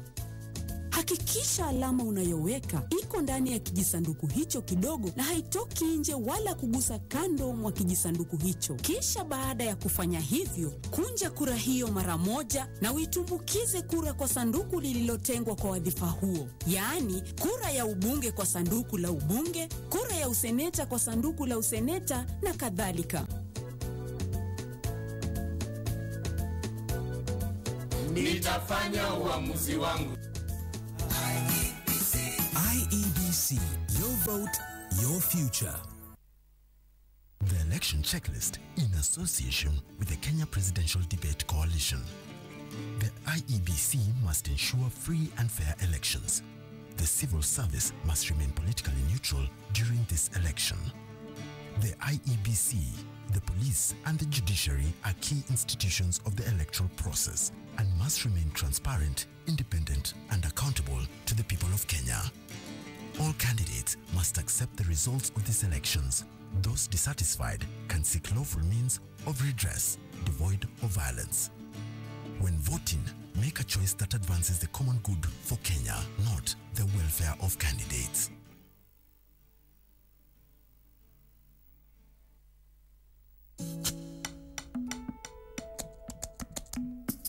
Tuendelee mbele kwa fahari, tutangaze mabawa yetu. Alasiri yapendeza wakati wetu.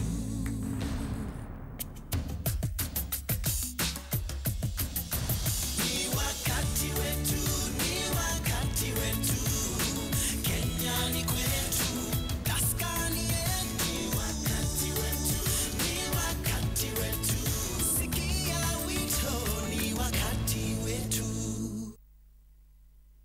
Fair Deal Furniture, dealers in exclusive home and office furniture. With branches in Nairobi, Mombasa, Kampala, Nakuru and Malindi, our furniture is known for its durability and reasonable prices, making it affordable to all. Fair Deal Furniture, furnishing our golden nation for a decade. I sold all your stuff on OLX, and I got this cool baby stuff at the same time. Ivan, sell it! Post your ad for free and get some cash with OLX. Tuvuke, Initiative for Peaceful and Fair Electoral Process in Kenya, is a countrywide project with a special focus on areas often viewed as hotspots because of the many years' experience in perennial violence, and also areas where women's participation in an electoral process have been curtailed and excluded. Under the slogan K-Peace, the overall objective of the project is to promote peaceful, fair and democratic electoral process in Kenya by fostering a culture of peace, entrenched broad political participation and advocating for acceptance and diversity. Tuvuke, a better Kenya for all. My name is Paul Tergat. My marathon in life was a long, hard road. Second place after second place. I had hit a wall. So I ran until I smashed that wall. In the race of life, you will not be measured by the humbleness of your start, but by the greatness of your finish. Keep walking.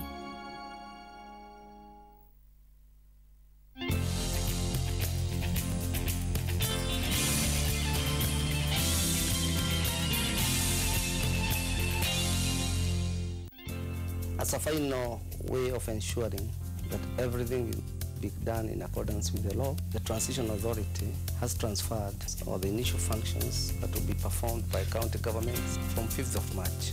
We have also identified locations where the swearing in of the county governments will take place. These locations will be, at the appropriate time, be gazetted by the chairman of the IEBC. We have also agreed with the Honorable Chief Justice of Kenya that at every location there will be deployed a judge and a registrar to conduct the swearing-in ceremony. We want to ensure all Kenyans that everything is being done to make sure that these preparations will take place in a seamless way in all 47 counties. I, Uhuru Kenyatta, and my running mate, William Ruto, have and will continue to conduct our campaigns in and for the interest of all Kenyans. I urge my fellow countrymen to be great and loving citizens by keeping off violence before, during, and after these elections. And if we lose in a fair election, we will concede and accept the outcome like we have done in the past. This message is brought to you by the National Cohesion and Integration Commission and the National Youth Bunge Association. I am Musalia Mudavadi, the presidential candidate on the UDF party ticket under the Amani coalition. I am calling to all of my supporters, do not pick up arms or engage in violence before, during, or after these elections. If I have a complaint about any aspect of the electoral process, I will pursue it through the courts. This message is brought to you by the National Cohesion and Integration Commission and the National Youth Bunge Association.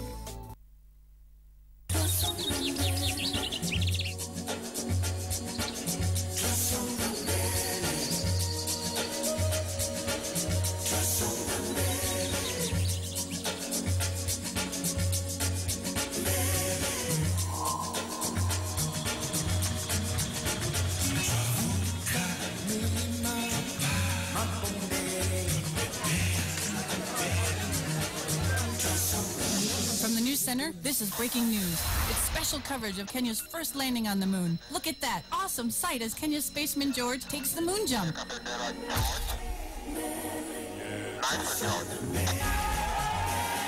There's no stopping these Kenyans today. History is made right here, right now, as the first Kenyan sets foot on the moon. Hi. When we dare to dream, I'm George. The world bows to our will. Summit Lager, truly Kenyan.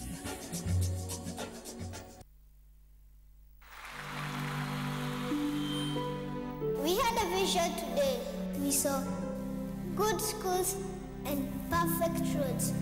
We saw a Kenya with good hospitals, a Kenya that can feed the world. If we work hard to improve our future, we will live in a better Kenya. Wakilisha Vision 2030. Wakilisha, wakilisha.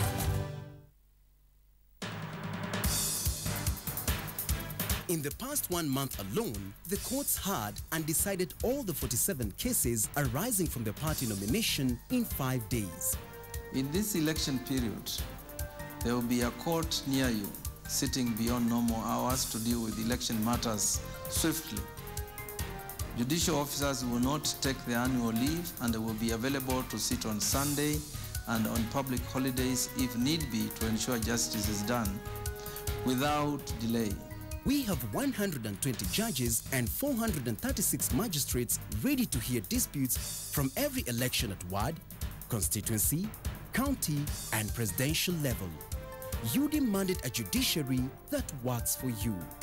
We are ready to play our part to deliver a free, fair, and peaceful election. I give this message on my own behalf and on behalf of all of those who serve with me in the judiciary. The judiciary is transforming.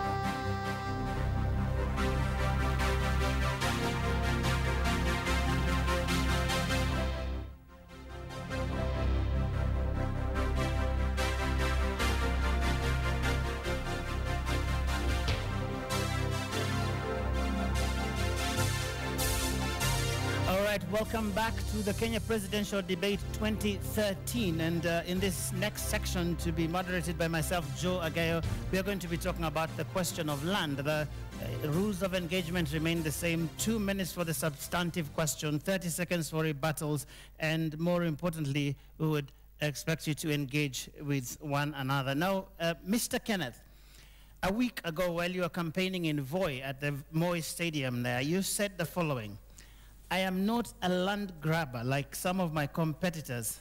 I'm the only candidate who can implement the national land policies. Now, tonight, all your competitors are here in this auditorium. Do you maintain that some of them, or all of them, or at least some of them, are land grabbers? And what are you going to do about that as president? I think the first thing is, first, I've never been associated with any allotment or land grabbing. That remains a fact.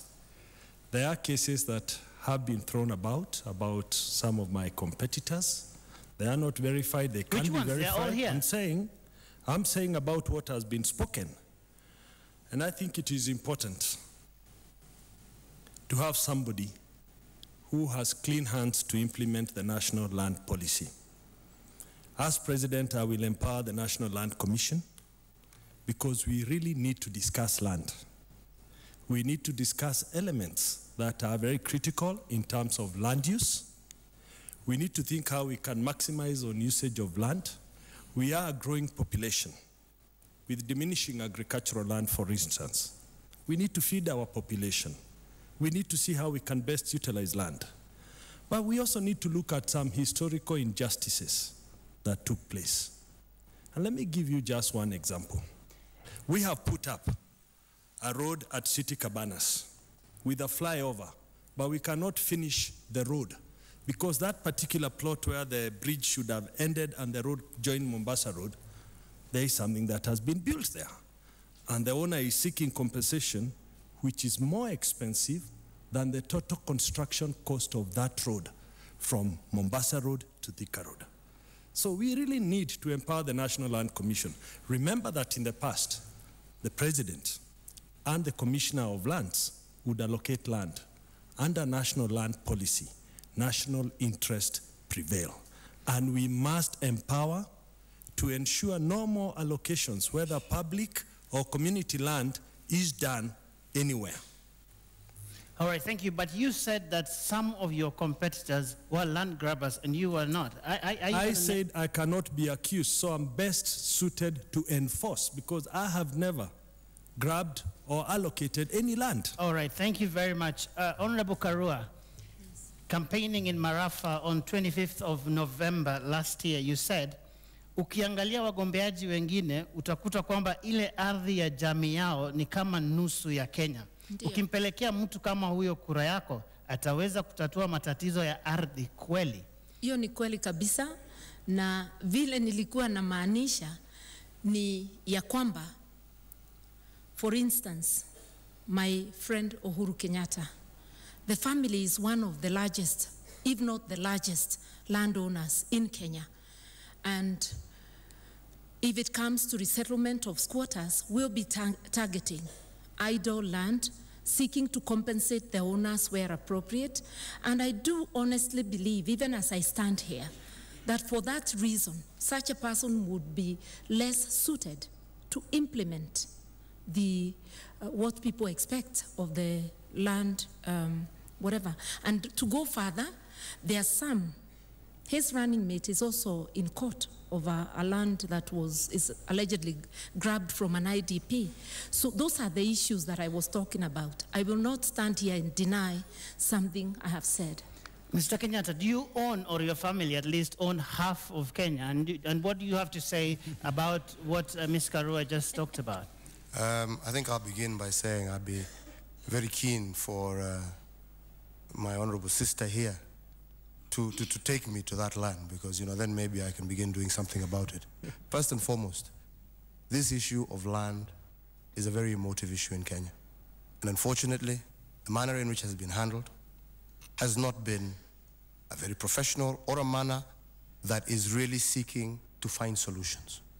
What makes me happy today is the fact that we today, under our new constitution, have a National Land Commission, which therefore means we have an independent body that is not tied to anybody or answerable to anybody, that is supposed to help us resolve and bring about a solution to the land question, allowing Kenyans for the first time to move to find the land answer.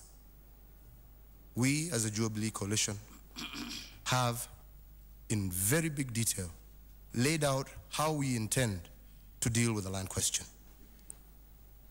By providing the land answer, by ensuring that the Independent Land Commission is given full support to execute its mandate. I have said very clearly that that mandate does not involve putting anybody aside. Everybody must stand and be ready to be investigated. Everybody who has been accused of impropriety, the Land Commission should deal with it, starting with myself. But I'd like to remind you, till to date, save for the rumors that have been peddled around, nobody has ever pointed out and said that I have been involved in impropriety in land anywhere in this country. So how much land does your family own? Because there is a contention here. Some people saying it's half the country. Some people have said 500,000. Probably tonight is an opportunity for you to clear this matter once and for all. My family and myself own land. And I personally also own land. And we consider land to be a factor of production. We have not, in any place, acquired any land illegally, except through willing buyer, willing seller, and to use it as a means of production to boost our own economy. And that is what we have been doing and have established and are on record. The Honorable Prime Minister has mentioned the fact that land is not an issue, is an issue, that we have these extensive tracts of land, half provinces. Today my sister is talking about half the country. He has been in charge of this government for the last 5 years as Prime Minister. The Minister of Lands was appointed by him. To date, there is nothing that they have put forward to prove those justifications. Prime Minister, Mr. Raila Odinga, he says that you have been quite literally in charge of the lands ministry. You've been saying, recently you said in Kapenguria that he should give some land to IDPs, and yet the Minister for Lands, James Orengo, is directly supervised, actually appointed by yourself. What have you done? It's been 5 years. Why haven't you taken him to court? Well, Joe, let me begin by saying that I believe that in this country, there is enough land for each one of us needs, but there is not enough land for each one's greed. Land, as you know, was at the center of the struggle for independence of this country. It is a shame that today you go to the coast and you find people, they are squatters in their own ancestral land. They don't have titles. The same thing you find in Central Province and also in the Rift Valley. This issue was never settled. That's why it has remained contentious up to now. What we did was first to have the legal framework, the new constitution, which has got a very elaborate chapter on land. Secondly, we now have also a national land policy, also developed through the stewardship of my Ministry of Land. Then we also have now a National Land Commission. So we now have a legal framework to deal with these issues of land policy. And we are saying that the commission will be enabled to work independently. Ask yourself, why did the president refuse to gazette or to appoint the commissioners all this time, despite the fact that even the court ordered him to do so? Because of vested interests. Vested interests who do not want to see proper reforms on land. And these interests are somewhere else. We are not saddled with issues of land. But we have got people here running for this in these elections who have got cases. My brother has got cases, issues on land ownership. There are others who have got cases in land. You cannot allow hyena to protect your goats. And that's why you're saying that we are better suited. Your time is up. I believe your brother you're referring to is Mr. Kenyatta. Please. Thank you. I've just heard my good brother Raila say that I have many cases pending before court. I'd like him maybe just to cite a few. Mr. Odinga. Did you get that? Yes, he says you've mentioned him as having some cases in court, and he doesn't seem to know which ones they are. No, I say some people, his running mate is known to be having cases with his own neighbors in court. I'm saying that me and my colleague, my running mate, are not saddled. We have no conflict of interest as far as land ownership is concerned. Let me expand this conversation a little bit and bring in Professor Kiyiapi. The question being raised here appears to be about historical injustices with regard to land, and you want to be president, and the last time I checked, in the neighborhood where you come from originally, there have been issues raised about historical injustices. The Maasai community, for example, talks about this a lot. As president, how would you deal with it, and just tying into the conversations we've had here tonight? In one of my campaign trails, I actually raised a question which was not captured in the media. And I said that it's unfortunate that every election time, this issue comes up, and yet almost everybody here except Dida has been in Parliament where this matter could have been soberly discussed and some way forward developed, except of course in the new constitution. But land in Kenya is a very serious matter because even the formation of Kenya as a country, it was a land issue. Some communities were displaced, some individuals are displaced. So when we talk about the land issue in Kenya, it's a very complex matter which touches not just on a family or a community, but very many communities, whether you are in Coast, whether you are in Rift Valley, whether you are in Turkana, whether you are in urban areas. And as president, I would like to look at it in three ways. Number one, I would like to use the legal mechanism now we have, the new constitution. There are already 3 acts that are out: the Land Act 2012, the Land Registration Act 2012, the National Land Commission Act 2012. Let us use this framework. But having said that, we must have a process which is transparent and accountable, involving the people that have issues, contentious issues over land. It is not a question that we keep bringing up every time we have election and somebody saying, I'm going to fix. There's no one person who can fix this matter. It requires really honesty, and it requires the rule of law, but also commitment on the part of government.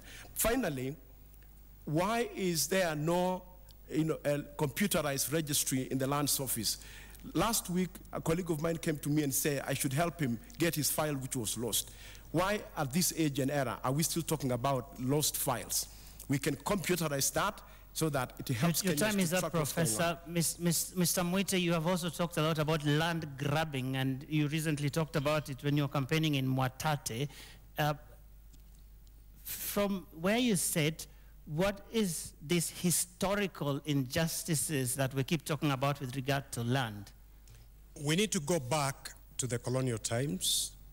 Coast Province, when you drive from Mombasa towards Malindi, those Saiso estates, King George V just donated that land to somebody. The Giriama people had their villages there. They were grazing the animals outside the village and cultivating. Overnight, they became squatters on land that belonged to their ancestral fathers. At independence, that issue was not addressed at all. In fact, Coast Province from Lamu to Lungalunga have been treated very unfairly by the 3 governments because even titles mostly are given to upcountry people, not to the people ambao asili yao ni huko pwani. Central Province is another hot area. Rift Valley is another hot area. Where we want to move Kenya to is to a situation where we all accept willing seller, willing buyer. For us to get to that situation, we must address those historical injustices, including land that was irregularly alienated. You see, power in the president, the Commissioner of Lands, is held on trust for the Kenyan people. If I'm the president today, or in those days because it's no longer possible now, I have no right to go dishing out land to my political cronies and supporters and what have you. So those issues are the issues to be addressed by the National Land Commission. We now have a very good Chapter 5 in the Constitution. We've got the National Land Commission, we've got the National Land Policy. What is required is to provide the enabling environment for the National Land Commission to do its work, do it in accordance with the Constitution and the law. If you bought land, you have nothing to fear.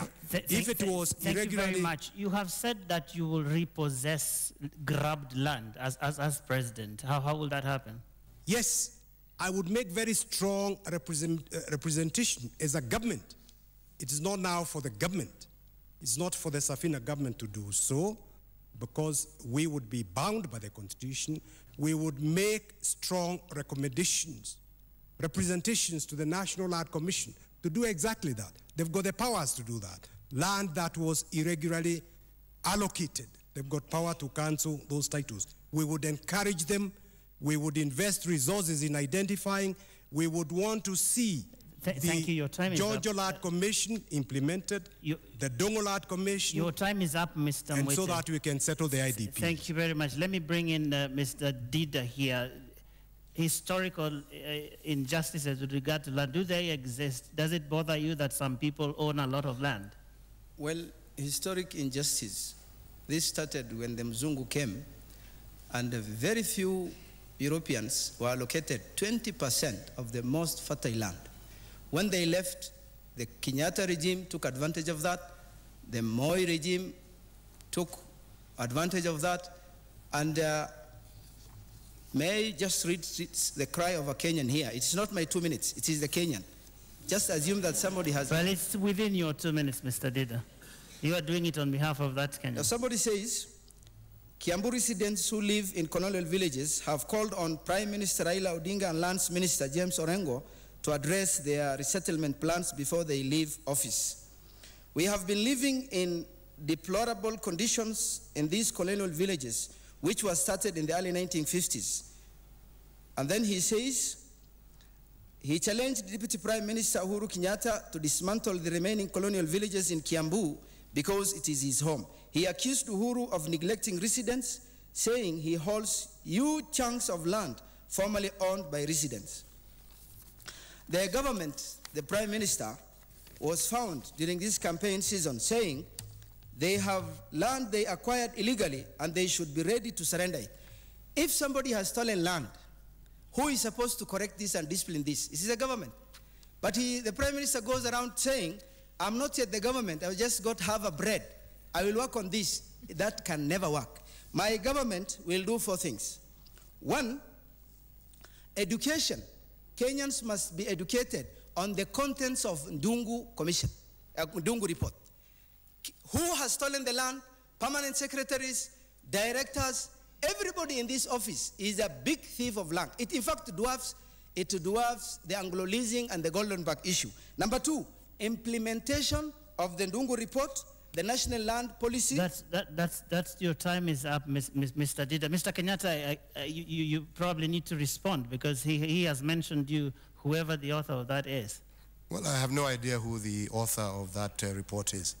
But what I can say categorically and clearly is that there is nothing in that statement that is true.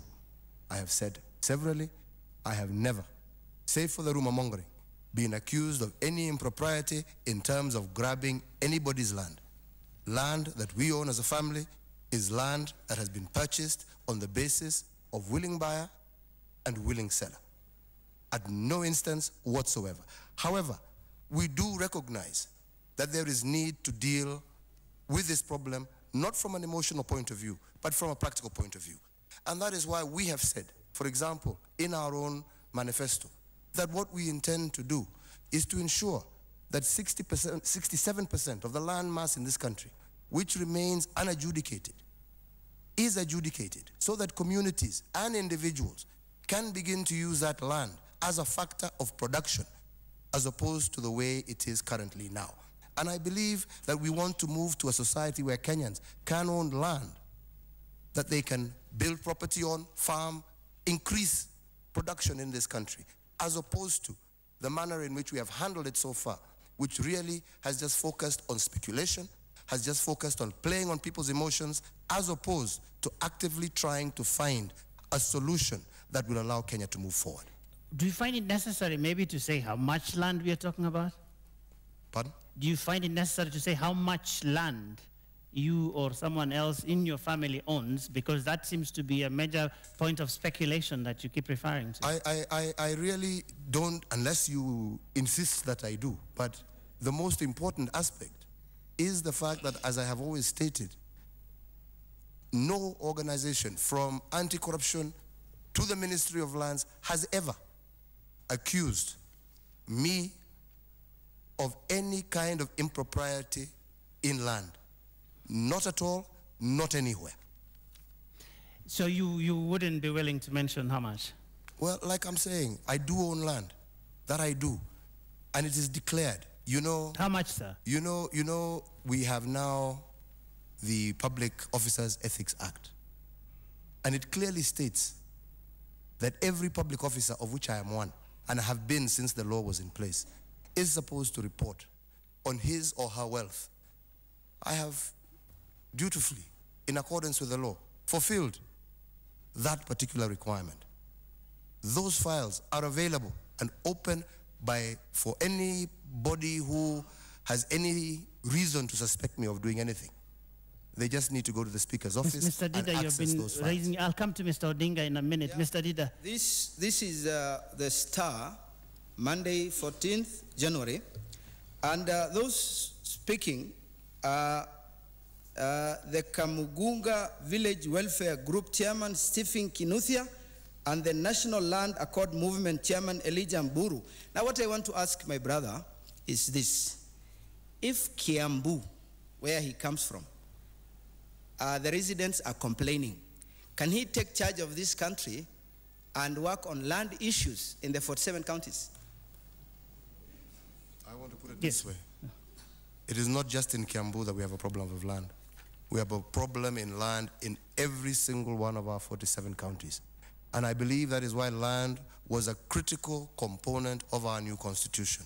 That is why we have now the National Land Commission that has been given the mandate to look into issues of historical justice, to look into issues of grabbed land, to look into issues of land use. I have stated clearly, and I will state again, as president, I will take an oath that I will protect and defend that constitution.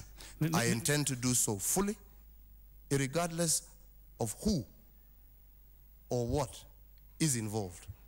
We have that constitution, and it is the responsibility of each and every one of us to ensure that it is fulfilled and what is stated is done in the best interests of the people of the Republic of Kenya. Mr. Odinga, you were mentioned also by that document that Mr. Dida seems to be referring to. Well, in defense of my brother Uhuru Kenyatta, he was just an innocent inheritor. He did not commit the original sin. And I think the country should sympathize with him. But the issue is that there was a betrayal of the freedom fighters, the original freedom, the struggle. Those who sacrificed most were completely abandoned by the leadership. And that's the reason why this issue has remained a contentious issue for all this time. And it's now we have a National Land Commission which will be given powers under my government to deal with these issues comprehensively, respecting the sanctity of the title. Ms. Karua, you've been raising your hand for a while. Yeah. Is it this problem of ownership of land? What is the problem with that? It's just the land, and I want to say there is very thin distinction between family land and one's land, because what we are talking about is conflict of interest. So I wanted to give my brother Uhuru a concrete example. Taita Taveta, his family and one Basil Criticals literally own most of the land. And recently, he is reported as having given the Tavetas 4,000 acres. Now, how would he deal with that issue? Because the Tavetas need to be rescued from being squatters in their own place. And these are the issues that we are raising when we talk of a person whose family owns maybe the largest tracts of lands. Half may be an exaggeration to drive the point home, but the largest landowner, how do you resolve that? Okay, Mr. Kenyatta, please. First, I want to address the issue of the largest landowner.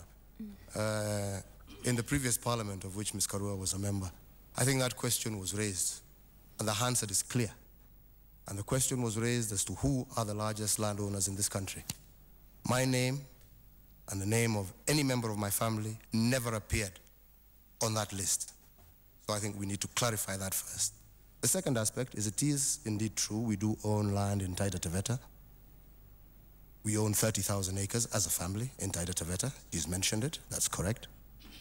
But in no way do we own, as they say, the province. The largest landowner in Taita Taveta County is actually the government of the Republic of Kenya, and also the trust lands that are there. And that is why I have stated severally again that what do we want to do as a Jubilee government? We want to ensure that land on which people reside and are called squatters is indeed adjudicated so that people can be given the rights to that land, the title to that land, in order to be able to move on with their economic activity. I'm glad she's also stated that the squatters who were actually on our land have actually been settled through, and we have donated that land to ensure that those people are properly settled. And those are the only ones who were on our particular land, which we actually donated to the squatters who were living there. But as to the rest of the land, what you need is a clear policy, and that is why we keep saying this 67% of the land mass of Kenya that remains unadjudicated, that people reside on, needs to be adjudicated and people given title in order for them to engage in economic activity. Now we need to move on a little bit here, and Mr. Mudavadi, I want to bring you into this conversation because at the end of the day, whoever becomes president, whether we have a National Land Commission or not, ought to be concerned about the state of land ownership, the state of land tenure in the country. What will your government do to redress what many people have referred to as injustices in the past? Joe, let me just start by saying very clearly that I own 50 acres in Kitale, and I own ancestral land in Vihiga, and my father bought 100 acres in Kitale. Now, let me put it plainly. There's no way we can hide what one owns in terms of land in this country. We may use company names, we may use different names, but the reality is that the records are available. What we need to come up very clearly with is to look at what the Constitution has said. I agree that it has set up institutions that need to deal with land issues, but there's a major contradiction in that Constitution, and it's going to be an issue for the future. The question is this: it states that somewhere along the line, the Constitution will have to provide a minimum holding and a maximum holding. And unless you amend that Constitution, there'll always be pressure to implement what is in the Constitution. So I want to tell Kenyans here that at the end of the day, what matters is for Kenya to find a formula to rationalize some of the holdings, but at the same time to make sure that the economic use of the land is what really counts. Because you could have 10 acres and make very good use of it. You could have 100 acres and do nothing with it. And you could have thousands of acres and do very much with it. So it's a question of what is the use that the land is going to be put into. And these are the issues that the Land Commission must seriously address, and address in conjunction with the county governments, because the county governments are now serious stakeholders on matters of land. Thank you very much. I'm now going to revisit an issue that came up a little earlier, and it touches on you, Mr. Odinga. This has to do with the Kisumu molasses plant. And the question that arises is that at the time of the acquisition of this plant by a family associated with you, there was money that was collected from members of the public as part of this deal, and that secondly, it coincided with a time when your party at the time was in some partnership with President Moi, who was in power at that time. Was this a coincidence? And now that you've been speaking about repossession of land, is this one of the issues you'll be looking at when you start this particular probe? Well, Joe, I explained earlier on that this plant was acquired through an auction. The company participated in an auction along with 15 other companies, and came out as the highest bidder. There, after this issue of land that arose, the government had acquired land from the people in that area compulsorily and only paid 4 million shillings for it. When we completed the transaction, we had paid more than 12 million shillings for the same piece of land. But we paid the full cost of the plant from the auction. And yes, we did some collection from people. It came to a total of 2.9 million shillings. And that interest is actually covered in the ownership of the company. The public owns part of that in terms of shares, and they are represented in the board. The company has not listed the stock exchange because, as you know, there have been problems with the blending. But Mr. Odinga, the collection was rather random. Do these people know that they own any part of that company? Did you what? The collection was rather random. Do these people know that they actually have a stake in that plant? Yes, they do know.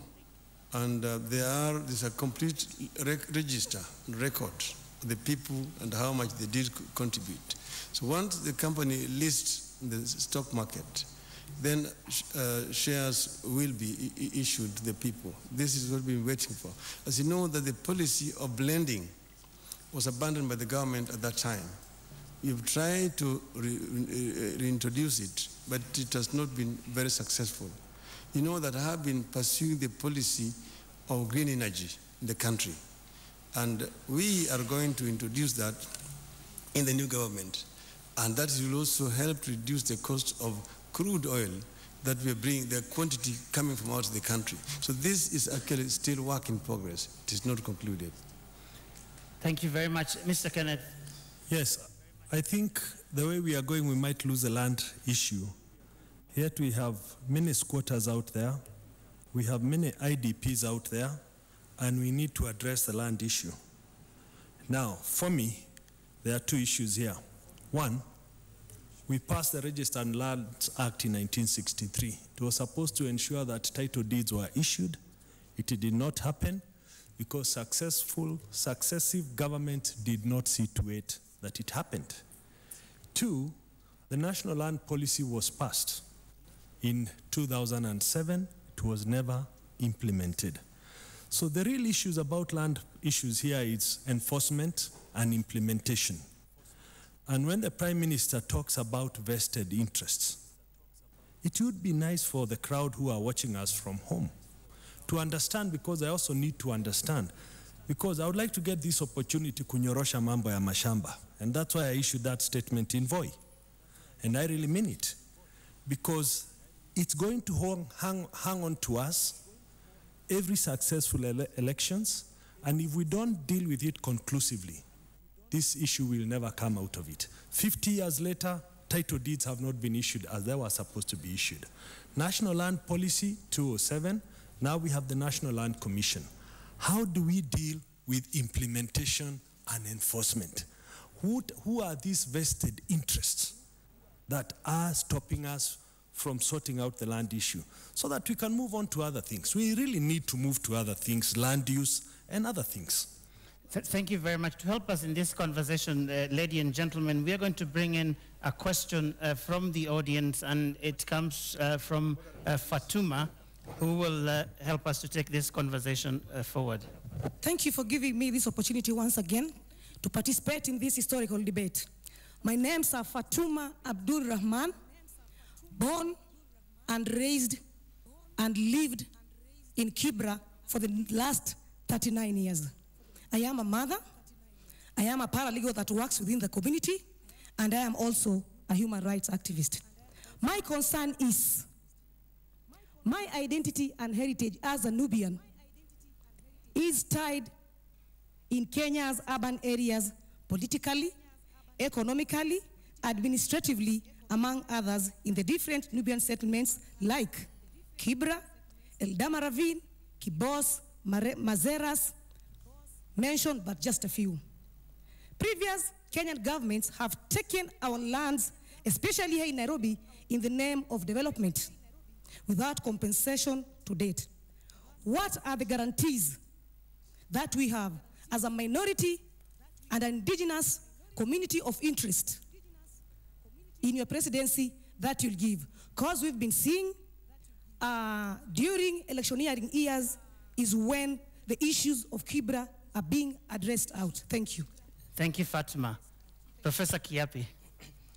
The earlier issue I wanted to raise, which is related to the question, I thought it would be, is that one of the problems facing Kenya in the history and today is this whole idea of local elites taking over resources that belong to community. For example, when you bring the concept of willing buyer, willing seller, how exactly do you do that in absence of safeguards in a country where economic disparities are huge? If you go to an impoverished community like in Kibera or wherever, and you are telling them that I can buy this, or there is an opportunity to buy a resource, even if it is mining, and it's always the local elites who will take over and take advantage of what belonged to the community. Like it happened in the Masai Mara, where land belonged to the community, and yet a few local elites took over the land, and it has become contentious up to today.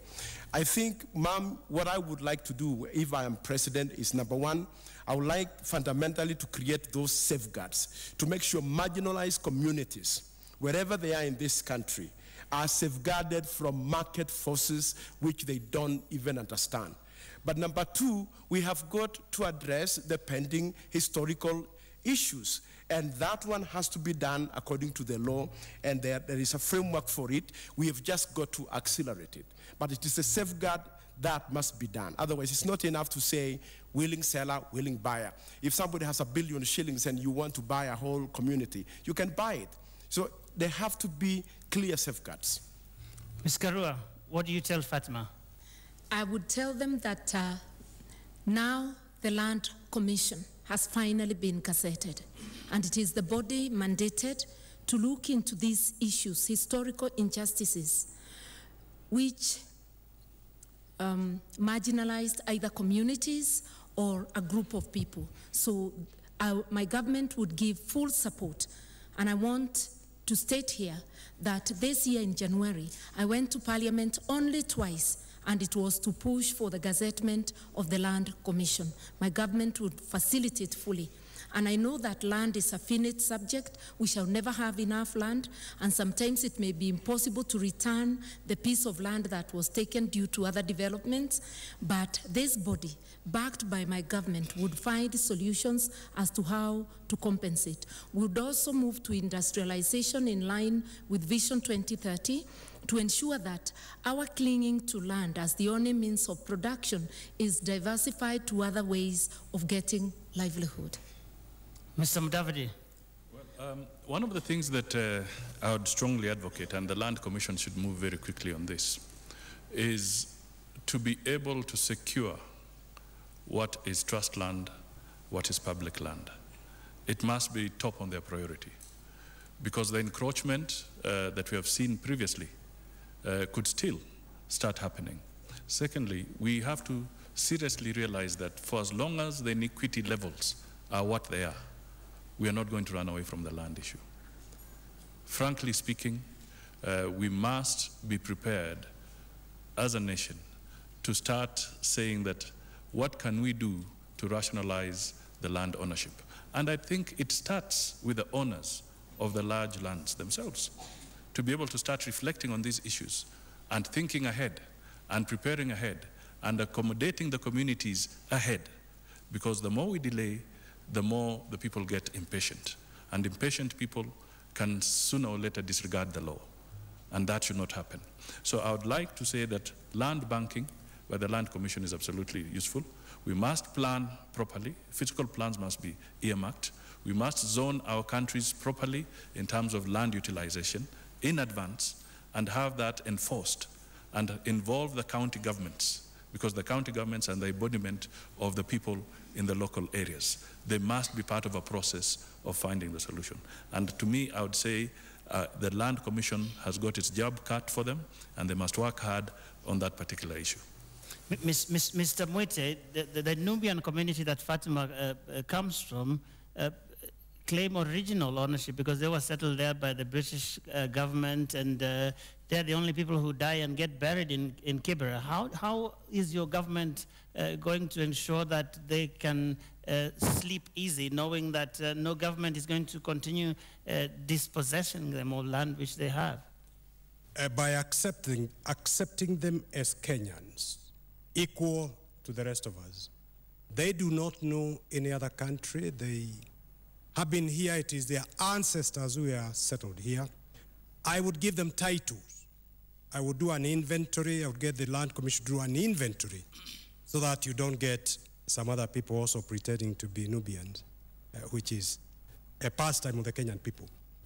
But more importantly, looking at the land issue around, I would focus on land use quite a lot.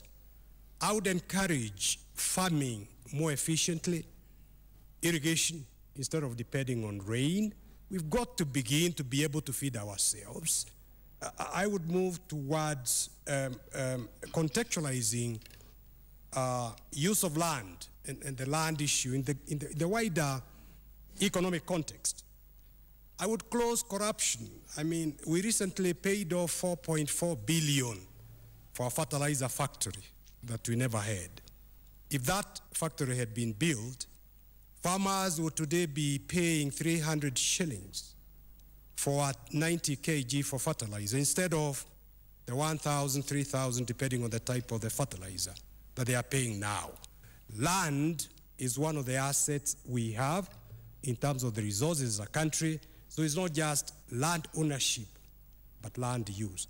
But unless we address the historical injustice, as long as people, for example, in Rift Valley, are feeling shortchanged, then the insecurity will always be there. Address the root causes, and we move towards willing seller, willing buyer. Because even this issue of buying alternative land for IDPs, what is the guarantee that they are also not going to be chased away? When are we going to have adequate security so that those people who were chased out of their land go back to that land? Thank you, Mr. Muite. Mr. Odinga, you've been MP for Langata, which includes the place where Fatima comes from. Surely, after nearly 2 decades there shouldn't be issues like that coming from a constituency you've been leading, and yet you want to become president. What assurance are you going to give Fatima tonight? Kibra in Nubian means forests. They were settled there by the British before the First World War.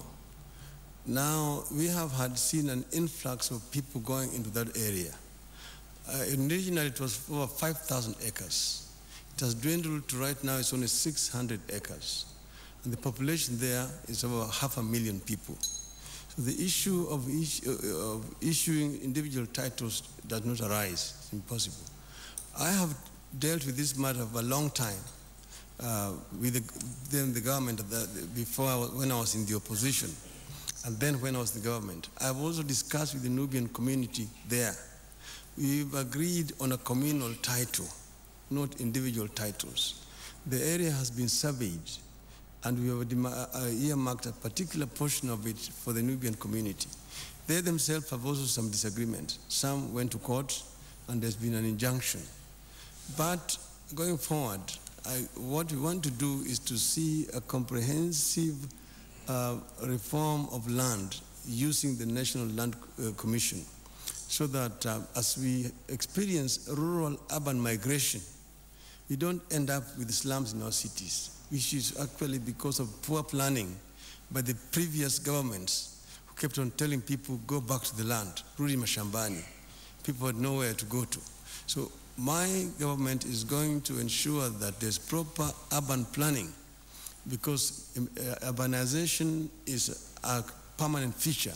More and more of our people are going to be living in the towns. We're also going to ensure equity in terms of sharing of land in our country. Equal access to land for those people who need land for purposes of production, because it's a factor of production. Thank you very much. Mr. Kenyatta, the Jubilee Manifesto barely makes mention of historical injustices. What comfort can Fatima get tonight from you as she grapples with this question of entitlement to their piece of land in Kibra? I want to begin and go back again to the fact that we now have a land commission. We would seek to ensure that that commission is fully functional and give it full support. With regard to Kibra, I do agree that there is an issue, especially of the indigenous community that has been there, that has been denied or deprived of their land through the growing of the kind of informal settlements that we have seen, which has basically removed them from their land.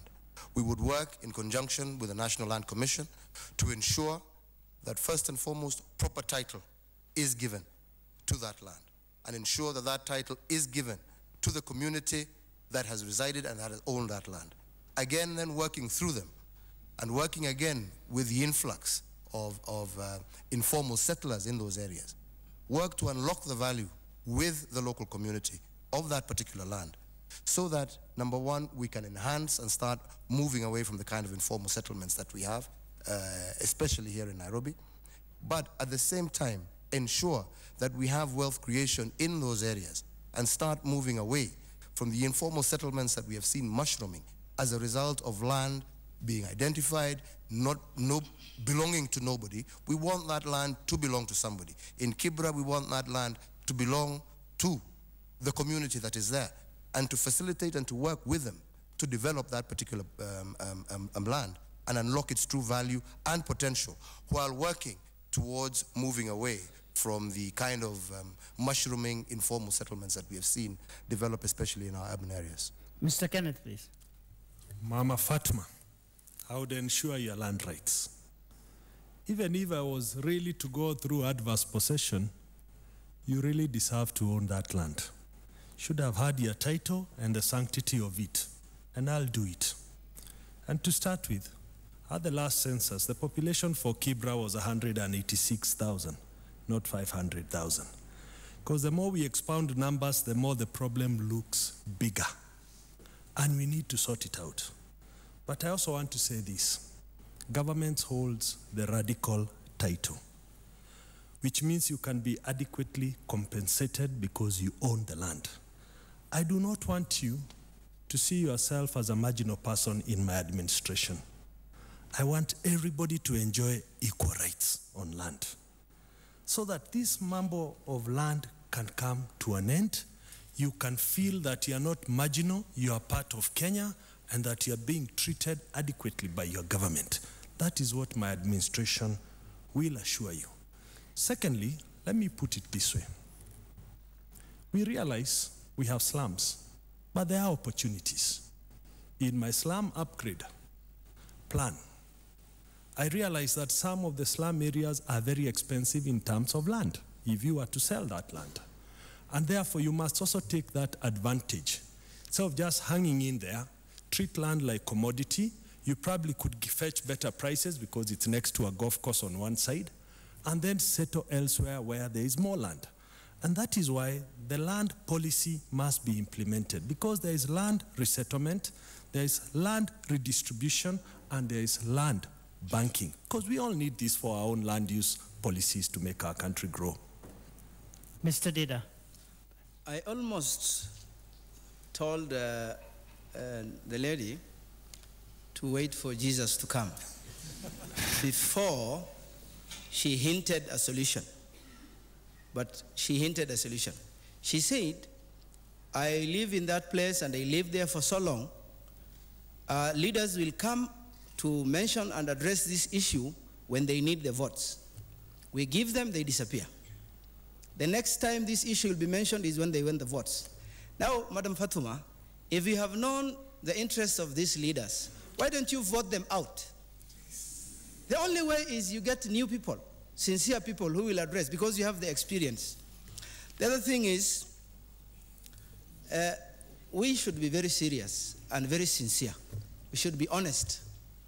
This is a difficult problem, a big problem, and when we came up with commissions, when we came up with policies, one thing you should know is that the same characters who destroyed Kenya are the same characters employed in these commissions. Nobody is coming from the sky. These are the same people, manipulated. I will take you there, you will do this, under instructions. How do you wrestle with your boss? So what I wanted to say is we were all proud of Willie Mutunga, but he's demoralized, and we are also shocked. And these are the same leaders. You know, if their interest is frustrated, under any circumstance, they want to clear that obstacle. They are just focused on, I must get it, whatever the cost. That should not be the way. What policies we have and the commissions will have can only work well if we get the right people. Fatuma should decide.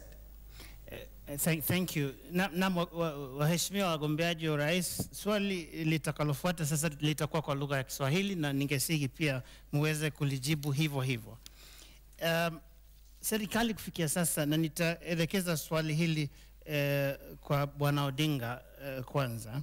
Serikali kufikia sasa imetumia fedha nyingi sana kuwatafutia makao wale wakimbizi waliotimuliwa kutoka kwa makwao kutokana na tendabalua ya kisiasa iliyofuatia uchaguzi wa 2007.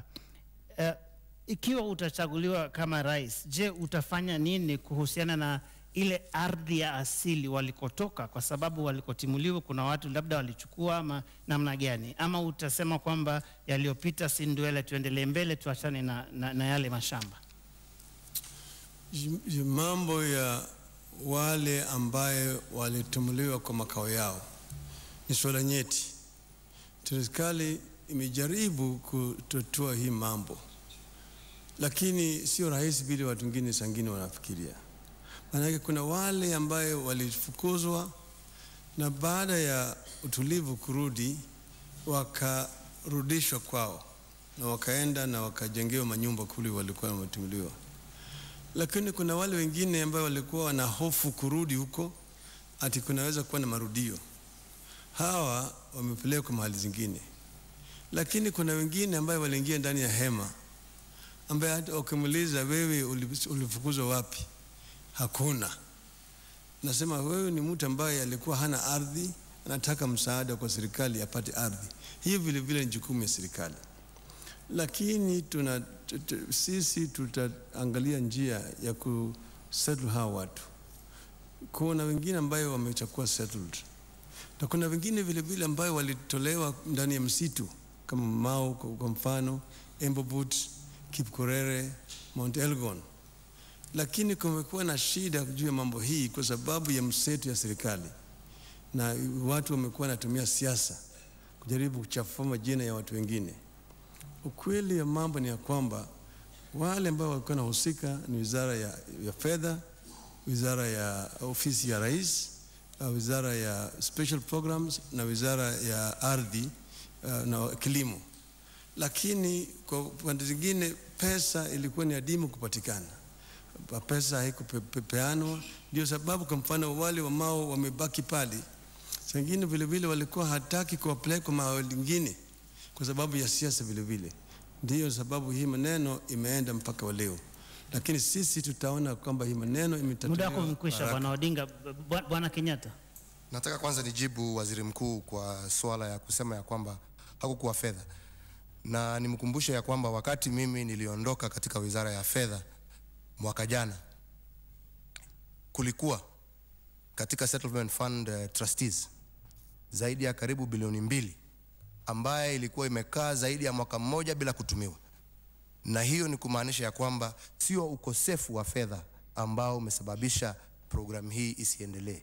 Shida ambayo imekuweko ni yale mambo ambayo imekuwa ikiendelea katika wizara ya ardhi, watu kubishania ni shamba gani itanunuliwa na ni wapi na nini, na mambo haya yako katikati ndani ya wizara ya ardhi. Na hiyo ndio ukweli wa mambo, fedha ilikuweko. Na wizara ya ardhi inasimamiwa na Bwana Orengo ambaye ameteuliwa na wewe waziri mkuu. Hiyo maneno, hakuna ukweli ndani ya hiyo maneno ambaye waziri amesema. Kwa sababu inaitwa Settlement Trust Fund. Mwenyekiti ni permanent secretary katika wizara ya fedha. Alafu kuna PS wizara ya kilimo na special programs na ya ardhi. Hiyo kamati ndio ilikuwa haikutoa pesa. Hiyo kamati kila mara kama wengine wanakwenda walikuwa hawako pale.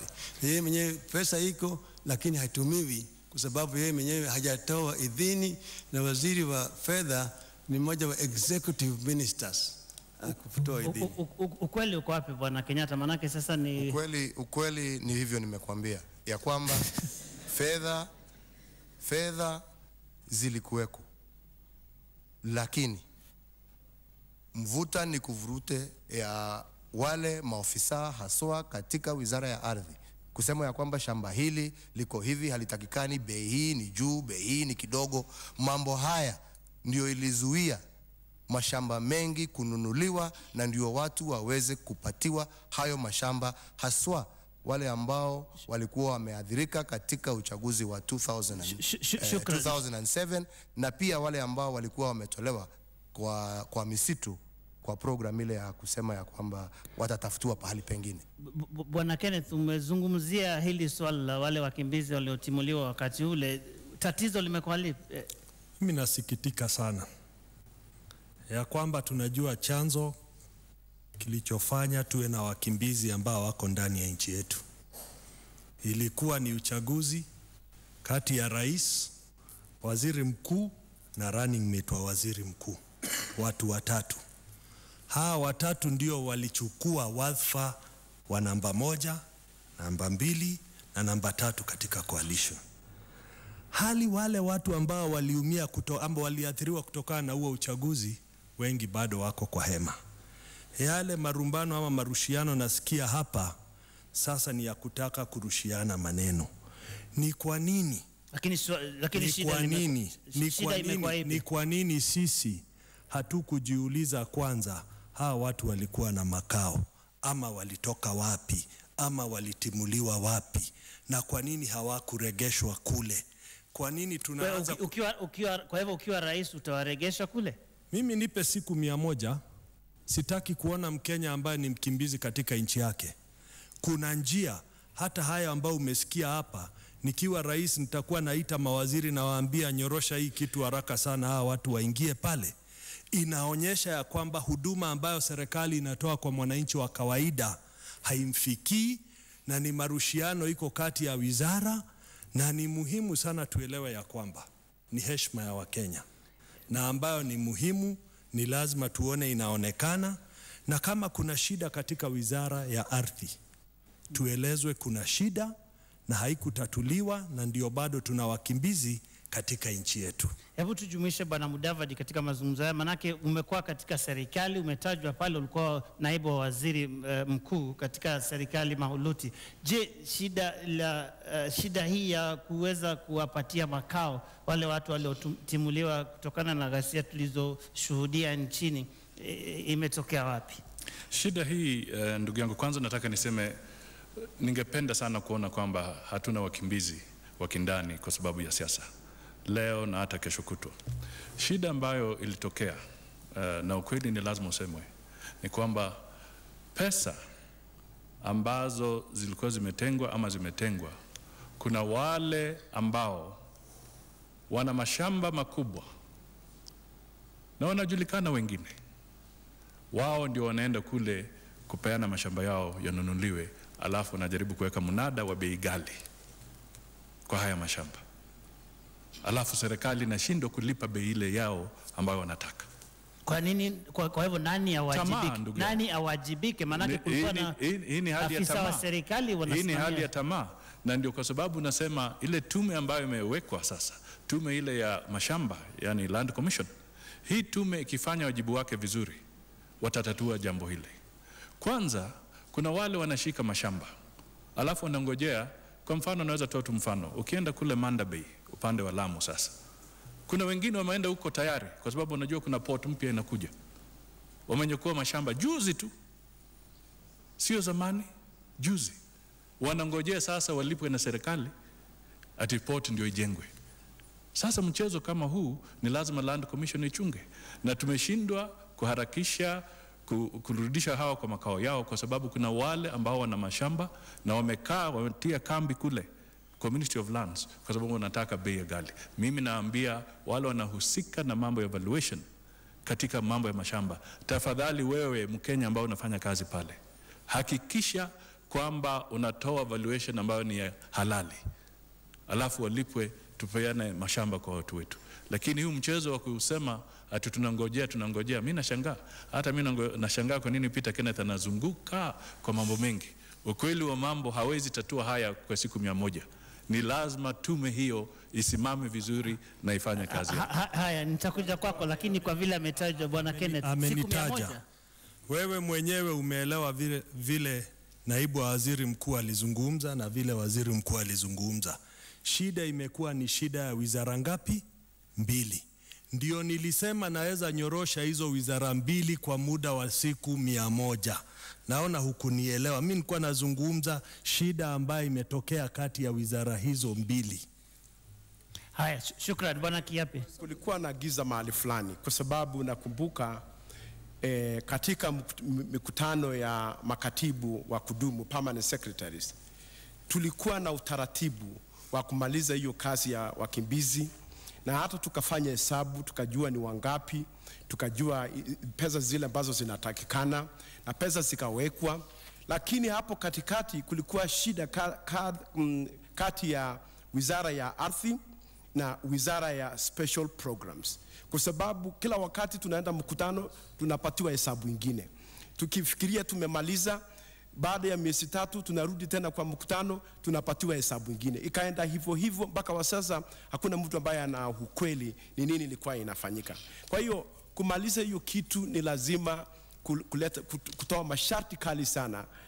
Kwanza kufanya accounting, kujua ni nini tumefanya, ni watu wangapi walikuwa na wangapi tayari wamepatiwa settlement na ni nini imebaki. Lakini pia kulikuwa na some kind of corruption hapo ndani na lazima ichunguzwe, lazima ichunguzwe kabisa.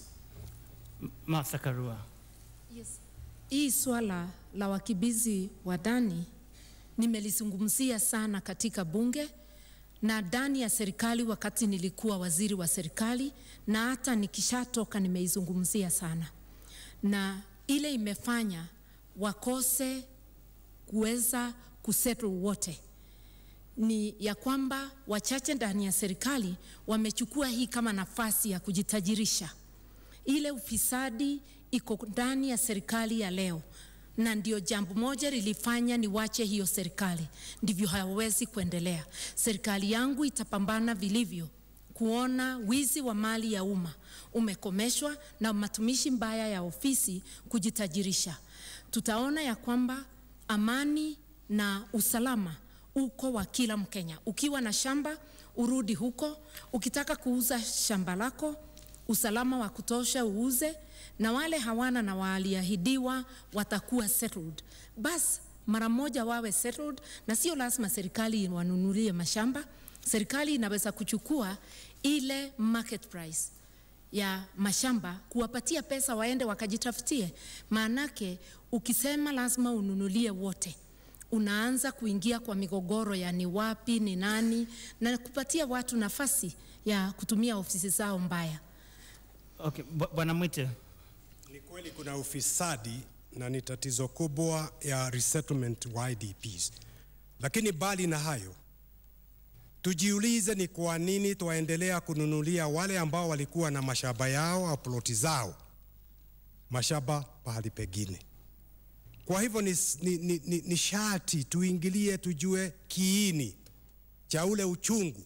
Tuseme kwa mfano watu wa Rift Valley wanausikia. Ukienda Uasin Gishu iko na highest numbers concentration ya watu ambao hawana hadhi kwa sababu ya historical injustice. Hawaelewi hawa maskini kutoka mkoa wa Central Kenya ambao walikuwa resettled wakawa facilitated kununua huko ni maskini sawa na wao. Suluhisho ni nini? Kuna mashamba makubwa huko Rift Valley zinamilikiwa na international companies, na katiba mpya yasema zile leases ambazo zilikuwa za 999 years zimeteremshwa chini zikawa 99 years. Muda wake umekwisha. Tusiriniu zote, tuchukue block 2-3 hivi, turesettle wale ambao ni wa Kalenjin hawana hadhi. Na kutoka hapo tukubaliane ni willing seller, willing buyer.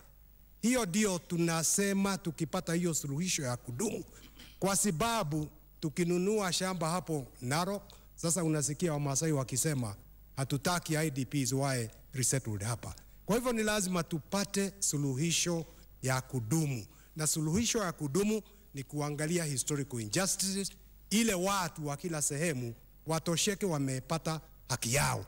Hata wale kutoka mkoa wa kati ambao mashamba yao ilinyakuliwa ikapatiwa loyalist na kadhalika, lazima haki yao wapatiwe ili watosheke, na kutoka hapo tuki-confront issue ya land. Shukran, muda wako umekwisha. Sasa tunakaribia kumaliza, lakini tampa Bwana Dida tamko la mwisho katika swala hili la wakimbizi ndio tuweze kukamilisha mdahalo huo leo. Swala la pesa hakuna sio sawa. Pesa iko lakini inatumika vibaya. Hakuna mtu anajali ubinadamu. Kila mtu ana ubinafsi, na vile tumevaa nguo tumefanana wanadamu, lakini tuko na sifa, ni wanyama wamevaa nguo ya mwanadamu. Katika nilisikia Prime Minister akisema, akiambia mawaziri, baraza la waziri, mlitakiwa kutumia pesa lakini hamjatumia vile ilivyohistahiki. Bilioni 101 imerudi. Sasa next time nikiwapatia pesa na pesa ikitoka, ministry zenu itapatiwa kasoro, hiyo pesa haijatumika. Alafu kuna matumizi ya procurement, 300 billion inatumika. Juzi katika meeting ya Kotu nilisikia Bwana Muite akisema kila mwaka serikali inanunua polisi uniform ya polisi kila mwaka, money so many billions. Now polisi wanavaa uniform gani? Do you buy clothes every 6 months? So ile mali inaenda njia mbaya. Juzi tukifagia barabara ya Harambee Avenue, tukiwa tuna signify tunaondoa uchafu Kenya, mbele ya mlango ya Prime Minister kuna mama mkimbizi alitoka na akiwa na watoto yake kwa mlango. Nikauliza huyu ni nani? Mbona hasaidiki? Anasumbua huyu. Kama hakuna pesa, hawezi kutumia ubinadamu, mshahara yake hata kumpeleka mama na watoto watoke baridi ayapelekwe lodging. So basically sincerity hakuna, ukweli hakuna, ubinadamu hakuna. It is just drama. We are just acting. Shukrani. Now, ladies and gentlemen, we have to bring this to a close. All of you have discussed important questions that the Kenyan people have been asking about. But before you go, we would like to give each one of you an opportunity to, in 90 seconds, tell the Kenyan voter why they should pick one of you come Monday to be the 4th President of the Republic of Kenya. And in the reverse order of the ballot, I'll begin with you, Mr. Peter Kenneth. Thank you for having us tonight again. This debate was never going to be about me. It was going to be about Kenyans seeing the depth I have and probably making a strict evaluation of what it can be. Our country continues to face serious challenges: raising unemployment, food security, actual security, and it requires energetic leaders to deal with it. The world has changed. Old ways will not do it. Only new order, new ways. And we require transformational leadership that will propel this country to the future. I represent your best choice. We need to elect what is right, the right leadership. Elect me on the 4th of March as your president. God bless Kenya. God bless us. Thank you. Mr. Kenyatta. Thank you very much. First and foremost, it's been a pleasure being here, to be given this opportunity to address, as you have said, the issues that are of concern to Kenyans. Let me say that 50 years on, this country does require a new beginning. And it requires a new beginning that is not going to be built on the past, is not going to be built on hatred or disunity, but rather focusing itself on dealing with the real challenges that face the common mwananchi.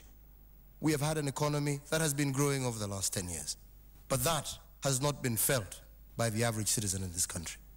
It is time for us to begin focusing no longer on the problems and moaning about the problems, but really focusing ourselves on the solutions that can help transform this economy, this country, to be a lion in Africa, to take our rightful position in the world economy. This is what we, as a Jubilee government, promise, that we shall ensure that this country will deal with the issues of equity, that we shall indeed endeavor to ensure that devolution is executed and not just executed. We want to increase the amount of resources that are put to devolution so that people and decision-making can be felt by the common mwananchi and better utilization of our resources. This is the direction that we wish to go as a Jubilee government, and I look forward to Kenyans coming out in peace to vote in a new government on Monday. Mr. Dida. I take this opportunity to congratulate Kenyans for their patience and endurance. I want to congratulate the lady with hope who pulls her son, her daughter, and walks her to school with the hope that life will improve. I congratulate the patience and endurance of the young man who pushes a cat taller than him 2 times. When he feels that it's a hard task, he remembers the problems at home and is patient. I want to thank all of them, and I also want to apologize for bad governance, what leaders have done for that long. My simple message to them is, God doesn't sleep and doesn't slumber. He knows us in, out, right, left, center. You have a God who loves you more than your parents. You have a God who cares for us. Consult your God for the right decision. I conclude by saying this. Ruto and Raila work together, but today they are in a different docket. Kalonzo and Raila today are working together, not because they love one another, because of their interest. Why don't we come together and work together? Because we share a common problem. Our problems should bring us together. The pains you are going through should bring us together. May God guide us to the right path. Thank you. Mr. Odinga. Fellow Kenyans, our country today stands at a crossroads. The decision we are going to make on the 4th of this next month is going to decide whether we are going to continue the status quo or change. Our coalition stands for change and reforms. We want Kenyans to come together. This economy, we moved it from the ICU through to the HDU. Now it is in the general ward. We want to discharge it from the general ward and get it going. We have the ways and means to do so. That's why we are talking about jobs, jobs, jobs. We want to create a working economy, 24-hour working economy, which will help us to create wealth and move our country from a backward third world economy to a first world economy. It can be done if we deal with issues of wastages, if we address the issues of food production, if we deal with the issues of infrastructure in our country, and we address the issues of bureaucracy and corruption to create a much more efficient economy. Me and my running mate are best fitted. We have been in government, we have experience, and we will continue. Thank you very much, Mr. Odinga. Martha Karua. I look at my grandchild, I see unlimited hope, unlimited potential. This is the dream of every parent, every grandparent. This country needs you and me. It needs a committed, trusted, and firm leadership. We all have beautiful programs. They cannot be implemented without resources. When we have leadership that abuses office and takes away, steals public resources, those things cannot be implemented.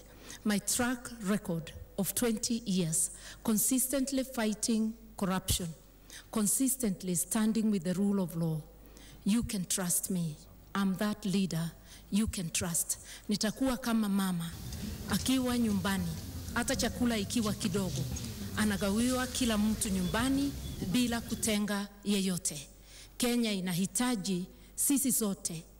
Tukifanya kazi pamoja, tutaweza kujenga Kenya ambayo kila mmoja wetu ako na chakula, wamama hawatakufa kwa sababu ya kukosa dawa wakijifungua, watoto wetu hawatauza figo vile niliona mmoja akisema kwa gazeti ndivyo apate pesa ya kwenda shule, na sisi zote tutakuwa na maisha bora. mkinichagua. Thank you. Mr. Muite, please. I would first of all do a clear audit of revenue collection. Parliament ordered a forensic audit because we don't know how much money we collect. And I think that's a priority. I would do a forensic audit of the debt registers to see what debts are genuine, what debts are bogus, because there are a lot of bogus debts there. I would focus on economic policies, economic social policies that would uplift, give an opportunity to the majority of the Kenyan people. I would aim to ensure that every Kenyan lives in a permanent stone house, 2 or 3 bedrooms, with the light, water, and toilet inside. That every Kenyan has got enough food to eat, and every Kenyan has got access to affordable health care. It is true that the political and economic landscape is going to be changed through devolution. And I would work very closely, the national government of Safina would work very closely with devolved government. We would devolve services, give more money to those devolved governments that are pursuing the same policies of uplifting the quality of life for a majority of the Kenyan people. I would invest heavily in agriculture, in irrigation, while moving towards Thank you, Mr. Muite. Mr. Mudavadi, please. Thank you. First of all, let me take this opportunity to commend the Media Council and all the people who have put this debate together. I think it's a very, very major step for the Kenyan people. The second point I want to make is that when you look at the debate and how we have gone through this, it emerges that there are some very polarizing positions in our country. And I want to tell Kenyan people that I am that alternative that will not polarize you. There is a situation where, listening to my colleagues, there are access to grind. And I want to tell the Kenyan people that we cannot start a future, a transition, when we are going to grind our axis. I want us to move together, to move as one team, to move as a nation, and to implement our constitution effectively, to have a robust economy, and to be able to ensure that the social security of our people is done. I will have a government that will promise what it can deliver. This is very important because we have seen situations where many commitments are being put on the table, but the financing end of it has not been properly articulated. I want to tell you that I'll provide realistic leadership, I'll provide a realistic agenda, and I will provide a situation where the private sector and the Kenyan people are fully part of it. And indeed, the devolved governments must work. Professor Kiyiapi. Dear Kenyans, when we were developing Vision 2030, about 5 years ago, we came to you and you asked us what is new this time. And we promised that we were going to do business unusual. What that means is that it must also be politics unusual. We cannot simply have the same leaders, and even when we know they have failed, we continue to recycle them, and then yet expecting different results. We are in this, some of us, I am in this because I want to improve the quality of education of our children. I want to improve food security in our country. I want to bring national unity to this country. I want to break away from the past, and I want all the Kenyan people to be united because we are the change that we have been talking about. It is not about these leaders here, and it is not about the 8 of us who want to be president. This is about the destiny of each one of us. It's about the destiny of our children. It's about the destiny of this great nation.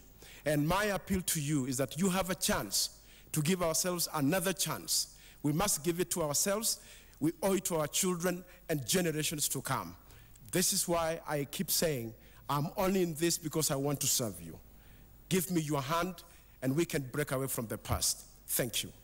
Thank you very much, Professor, and indeed thank you very much, all 8 of you, for making time to come and participate in this. And for our viewers and listeners out there, we do hope that this has achieved the objective that we set out to, that is to make sure that you have an informed view of all the 8 candidates when you go out to make that choice next week on Monday. And on that note, we end this second and final debate, the Kenya Presidential Debate 2013. At this stage, we really would like to welcome the families and friends of the candidates on the stage as we bring this to a close.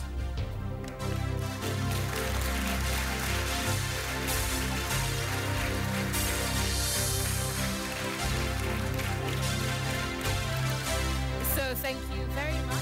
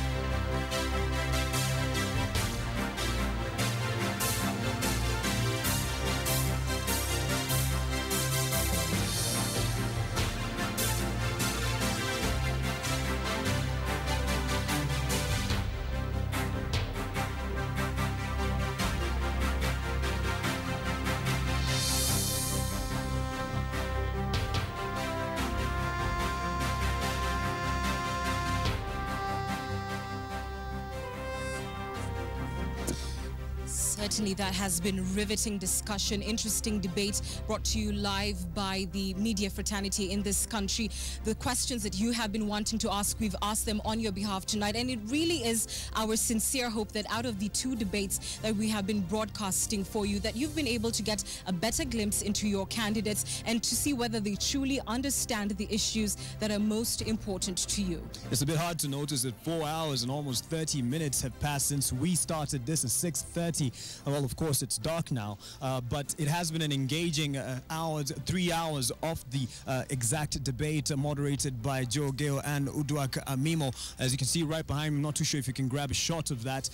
There are some of the dignitaries who were in the auditorium leaving, and the 8 candidates will also be on their way. Of course, this is a debate, if you missed it from the get-go, it started with a lot of defense from various candidates as questions associated to scandals that have been tied to, some of them were directed by the moderators towards them, and a lot of defense at first, especially with economy, and then the big question, land. Some people have heard the answers they wanted, some people feel it wasn't adequately addressed, and we'll hope to have some guests, and of course even Wallace Kantai in Studio B standing by with and indeed, actually, Mark, if you'd allow me to interject, let me welcome the Safaricom CEO to our set, Mr. Bob Collymore. Thank you so much. Speaking to you from the perspective of the business community, of course, questions about the economy were raised, questions about the fact that every time we have an election cycle in this country, then we see our economy taking a dip. As an investor, do you feel satisfied with the kind of responses that we've heard tonight, that perhaps what we saw in 2007 would be the last of that? I think the good thing about tonight is that we're about to break that cycle. You know, the candidates have articulated, I think, very well their policies. Everyone is committed to a peaceful, fair and free election. And I think we're about to see a breaking of that cycle. What is your hope, and what perhaps if you could speak for the entire business fraternity going forward as far as this election is concerned? I think it's difficult to speak on behalf of the business community, but I can speak on behalf of myself. And our hope is that, you know, number one, that we do get through a peaceful election, which I firmly believe that we will. But, you know, what we heard tonight is 8 candidates who have a very good vision of where they want to take the economy. And as both as an investor and as a large corporate in Kenya, you know, I felt comforted that these guys know what they want to do. Fantastic. Thank you for speaking to us. Allow me just to quickly move over now to the chairman of the Constitution Implementation Commission, Mr. Charles Nyachai. Welcome. Thank you so much for coming for the debates. Of course, the issue of the Constitution came up over and over, all the candidates saying that they intend to safeguard it. As the man really who has been charged with its implementation and that oversight, do you feel confident that the men and a woman who are up on that platform tonight may provide the right political will so that we do see the Constitution actually implemented? From the perspective of implementing the Constitution, I think one of the great things in this debate was that every single candidate got the opportunity to state categorically, and they did state that if they become president, they will ensure that the Constitution is implemented in very specific terms, especially when they were talking about the land issues. And I was happy that each one of them recognized the important role on land that the National Land Commission, the mandate that is given to the National Land Commission, and that they, as president, will give the necessary support to ensure that the National Land Commission does its bit. And generally, as regards the Constitution, and what opportunity that provides for turning this country around, it was quite clear that each one of them sees the Constitution really and its full and effective implementation as what's going to make the change, and they gave the public commitment, and the people of Kenya can hold them accountable to that. And perhaps something that would give the Kenyans hope as we get into implementing the new constitution is that the fact that our new government will not be held at ransom by one individual. And there is a hope that the structures that will be in place once the new constitution is fully functional, it will be able to be a oiled machinery that can run, not held at ransom by one person, as has been the case in the past. Absolutely. I mean, this is something that, as the commission that has the responsibility to oversee the implementation of the Constitution, that we have said over and over again that this Constitution is about institutions. This Constitution is about roles given to these different institutions and organs, and of course. Here today, the people of Kenya were essentially interviewing for the highest office in the land, the chief executive. But the important thing is that the holder of that office will be a constitutional creature, and is therefore subject to the Constitution, and will be swearing an oath of allegiance to the Constitution, and has a responsibility to ensure not only that the Constitution is fully and effectively implemented, but that they carry out and discharge the responsibility that they are given in accordance with that letter and spirit. You know, a lot of Kenyans will be looking to commissions such as yours really to inspire confidence that with this process going forward, that you are the men and women who will ensure that the electoral process, even though you're not actually spearheading it, but as an independent commission, will be fulfilled in accordance with the law, and that going forward will continue to hold these leaders to account. What is your commitment as long as you remain chair of the CIC? Yes, our commitment, of course, because the process of having a free, fair, credible and democratic election is itself a constitutional process. And of course the IEBC has the direct constitutional mandate to ensure that. But we all have a common purpose and a common object as constitutional commissions to make sure that does happen, and we have a role therefore to support IEBC. And every Kenyan now should be looking to the IEBC, should be giving IEBC the support. One of the candidates said something that I think wasn't quite right, said that the IEBC cannot be completely non-partisan. It has to be completely non-partisan. And every Kenyan is looking to it to ensure that it is, and to ensure that they do deliver what the people of Kenya expect, which is a free, fair, credible, and democratic. A lot of weight on their shoulders, but they say they're ready for the task. Thank you very much, Charles and And thank you for towering over us there. Asante Sana, good speaking to you. Well, certainly it has been just an absolute pleasure. Mark, I think I can speak for both of us when we say that we certainly do hope that we've given you the information you need, as we'll be calling upon you on the 4th of March, exactly 7 days from now, to cast that hopefully deciding ballot. Please do vote for peace. That is the most important thing. After the 4th, we still remain one Kenya. Right, and my name is Mark Masai. It's been an absolute pleasure, and on behalf of the team that made this a success from here, Studio A at the Brookhouse School, thank you very much for making it all the more worth it for Presidential Debate 2013. Of course, remember, when you vote in 6 days, that is in March 4th, more than anything else, vote peacefully. Absolutely. I'm Anki Guta. God bless Kenya. Have a good night, and over now to Wallace Kintai and his panel for post-debate analysis. Bye-bye.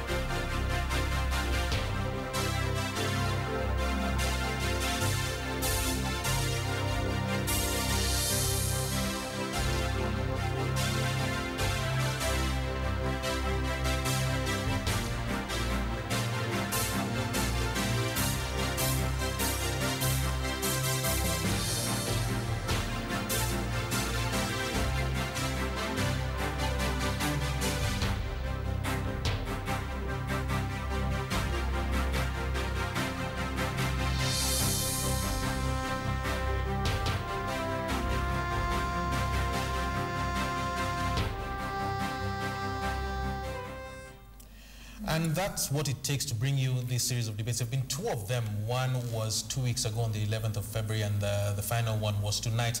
And we managed to hear from all 8 candidates about what their opinions are and what their plans are for this country, from the economic perspective, from the land perspective.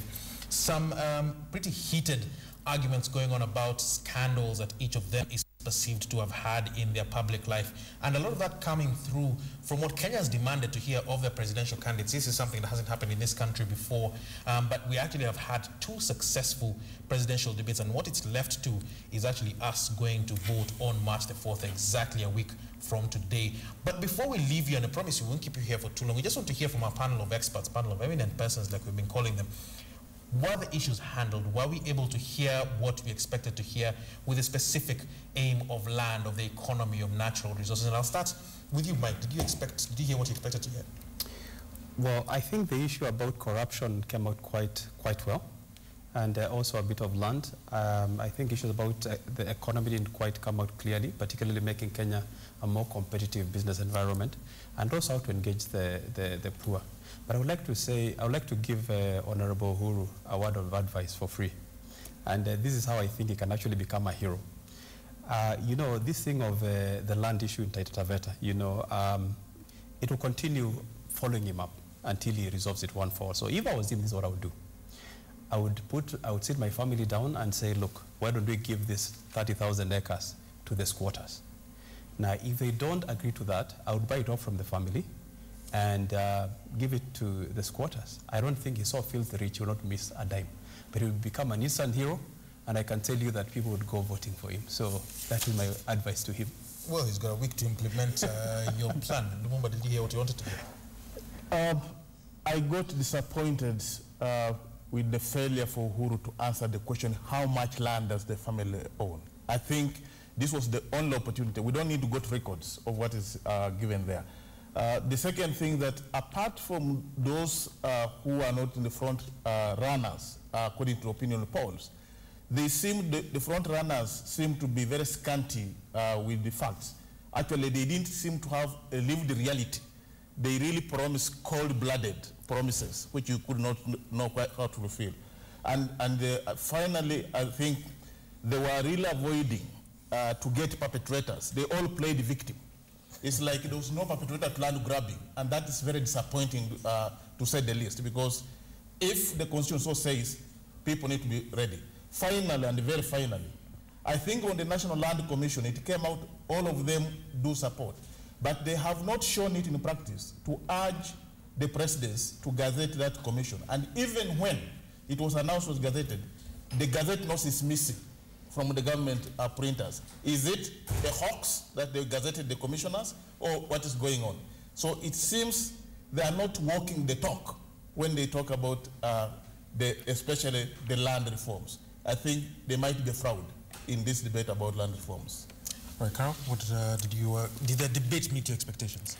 The debate, for once, actually felt that the candidates engaged each other much more than they did the last time. They were more confident, and they tackled each other on the issues they felt strongly about, which was very encouraging, and so that was good.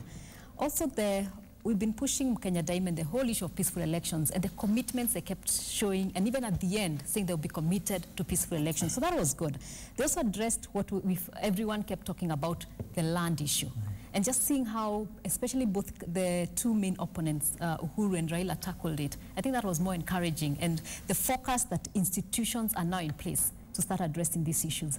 And then moving away from just addressing how much land, but what are we going to do with that land? How do we intend to utilize this land? I think that's a good debate. And so we can start focusing on how do we economically use our land and other resources. What was disappointing for me is not to hear much more about other resources. The country is going into a place where we're starting to talk about extractive industries.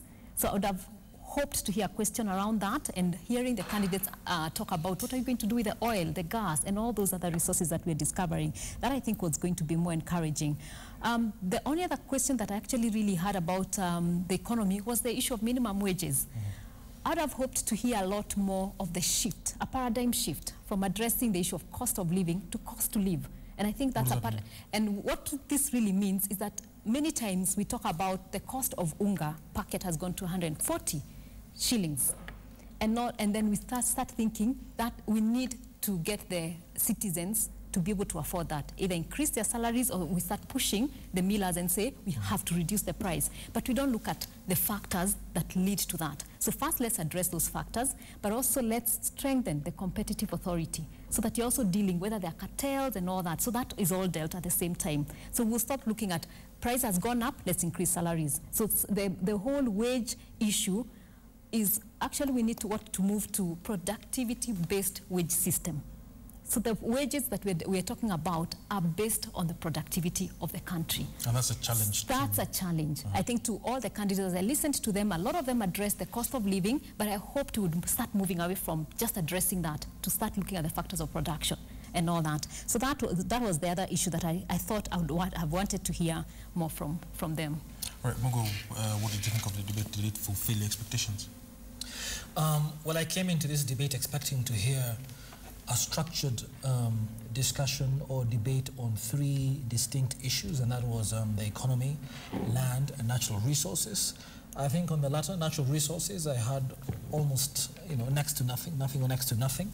And out of, as Carol indicates, I mean, given the importance of some of the announcements of the last 1 year and even this week, in terms of commercial viability of our natural resources, in terms of oil, it would have been good to hear what the person who would be leading this country for the next 5 years will be critical in terms of planning, how we are going to secure this wealth for the future. So that I did not hear too much of. In terms of land, I think there's a very healthy, robust debate, and I agree with Carol again that the candidates seem to engage each other very well, much better than the first debate. And I think we saw them. We saw, we were able to pick into their soul a little. However, we dwelt a lot on matters to do with historical injustices and squatters, which are important, but there should have been, a little more time spent on the future, land use planning, urban planning. I think I only had one candidate talk about urban planning that was assisted by the question from the audience. Such matters as the national spatial data infrastructure, information systems being used to manage land, that there wasn't enough of that. And on the third issue, the economy, I have to say that was, to me, personally, the most disappointing. You got to live it. Let me just reveal it. We were all wondering where the economic question went. That was the most disappointing part, given that I only heard a discussion about labor, and that was an important discussion. I would have hoped that would go beyond, and in the labor discussion, there was a little discussion about competitiveness, which is important. I didn't hear enough from the candidates on the issue of productivity. When you're discussing a minimum wage, you're paid in order to produce. And therefore, linking productivity with minimum wage, there wasn't enough of that. However, I never heard, and I would have expected to hear about jobs. You cannot have a debate and a discussion for that long on the economy and not discuss jobs. Some of the candidates have promised 1 million jobs per year. I would have thought that the question would have been raised. How will you produce 1 million jobs per year? I didn't hear much about value addition in agriculture. I didn't hear anything about ICT, one of the biggest sectors and the fastest growing sectors of our economy. I didn't hear much about industrialization. And we're talking about industrializing this country and transforming this economy over the next 17 years, of which the next 5 are important. I think that there was a question, almost whispered, about Vision 2030. But then there was no response to it. They all got off the hook. So I have to be candid, Wallace, and say that on the section that was the economy, and I think there was far too much time spent on what to me appeared governance and leadership and integrity issues that were the focus of last week.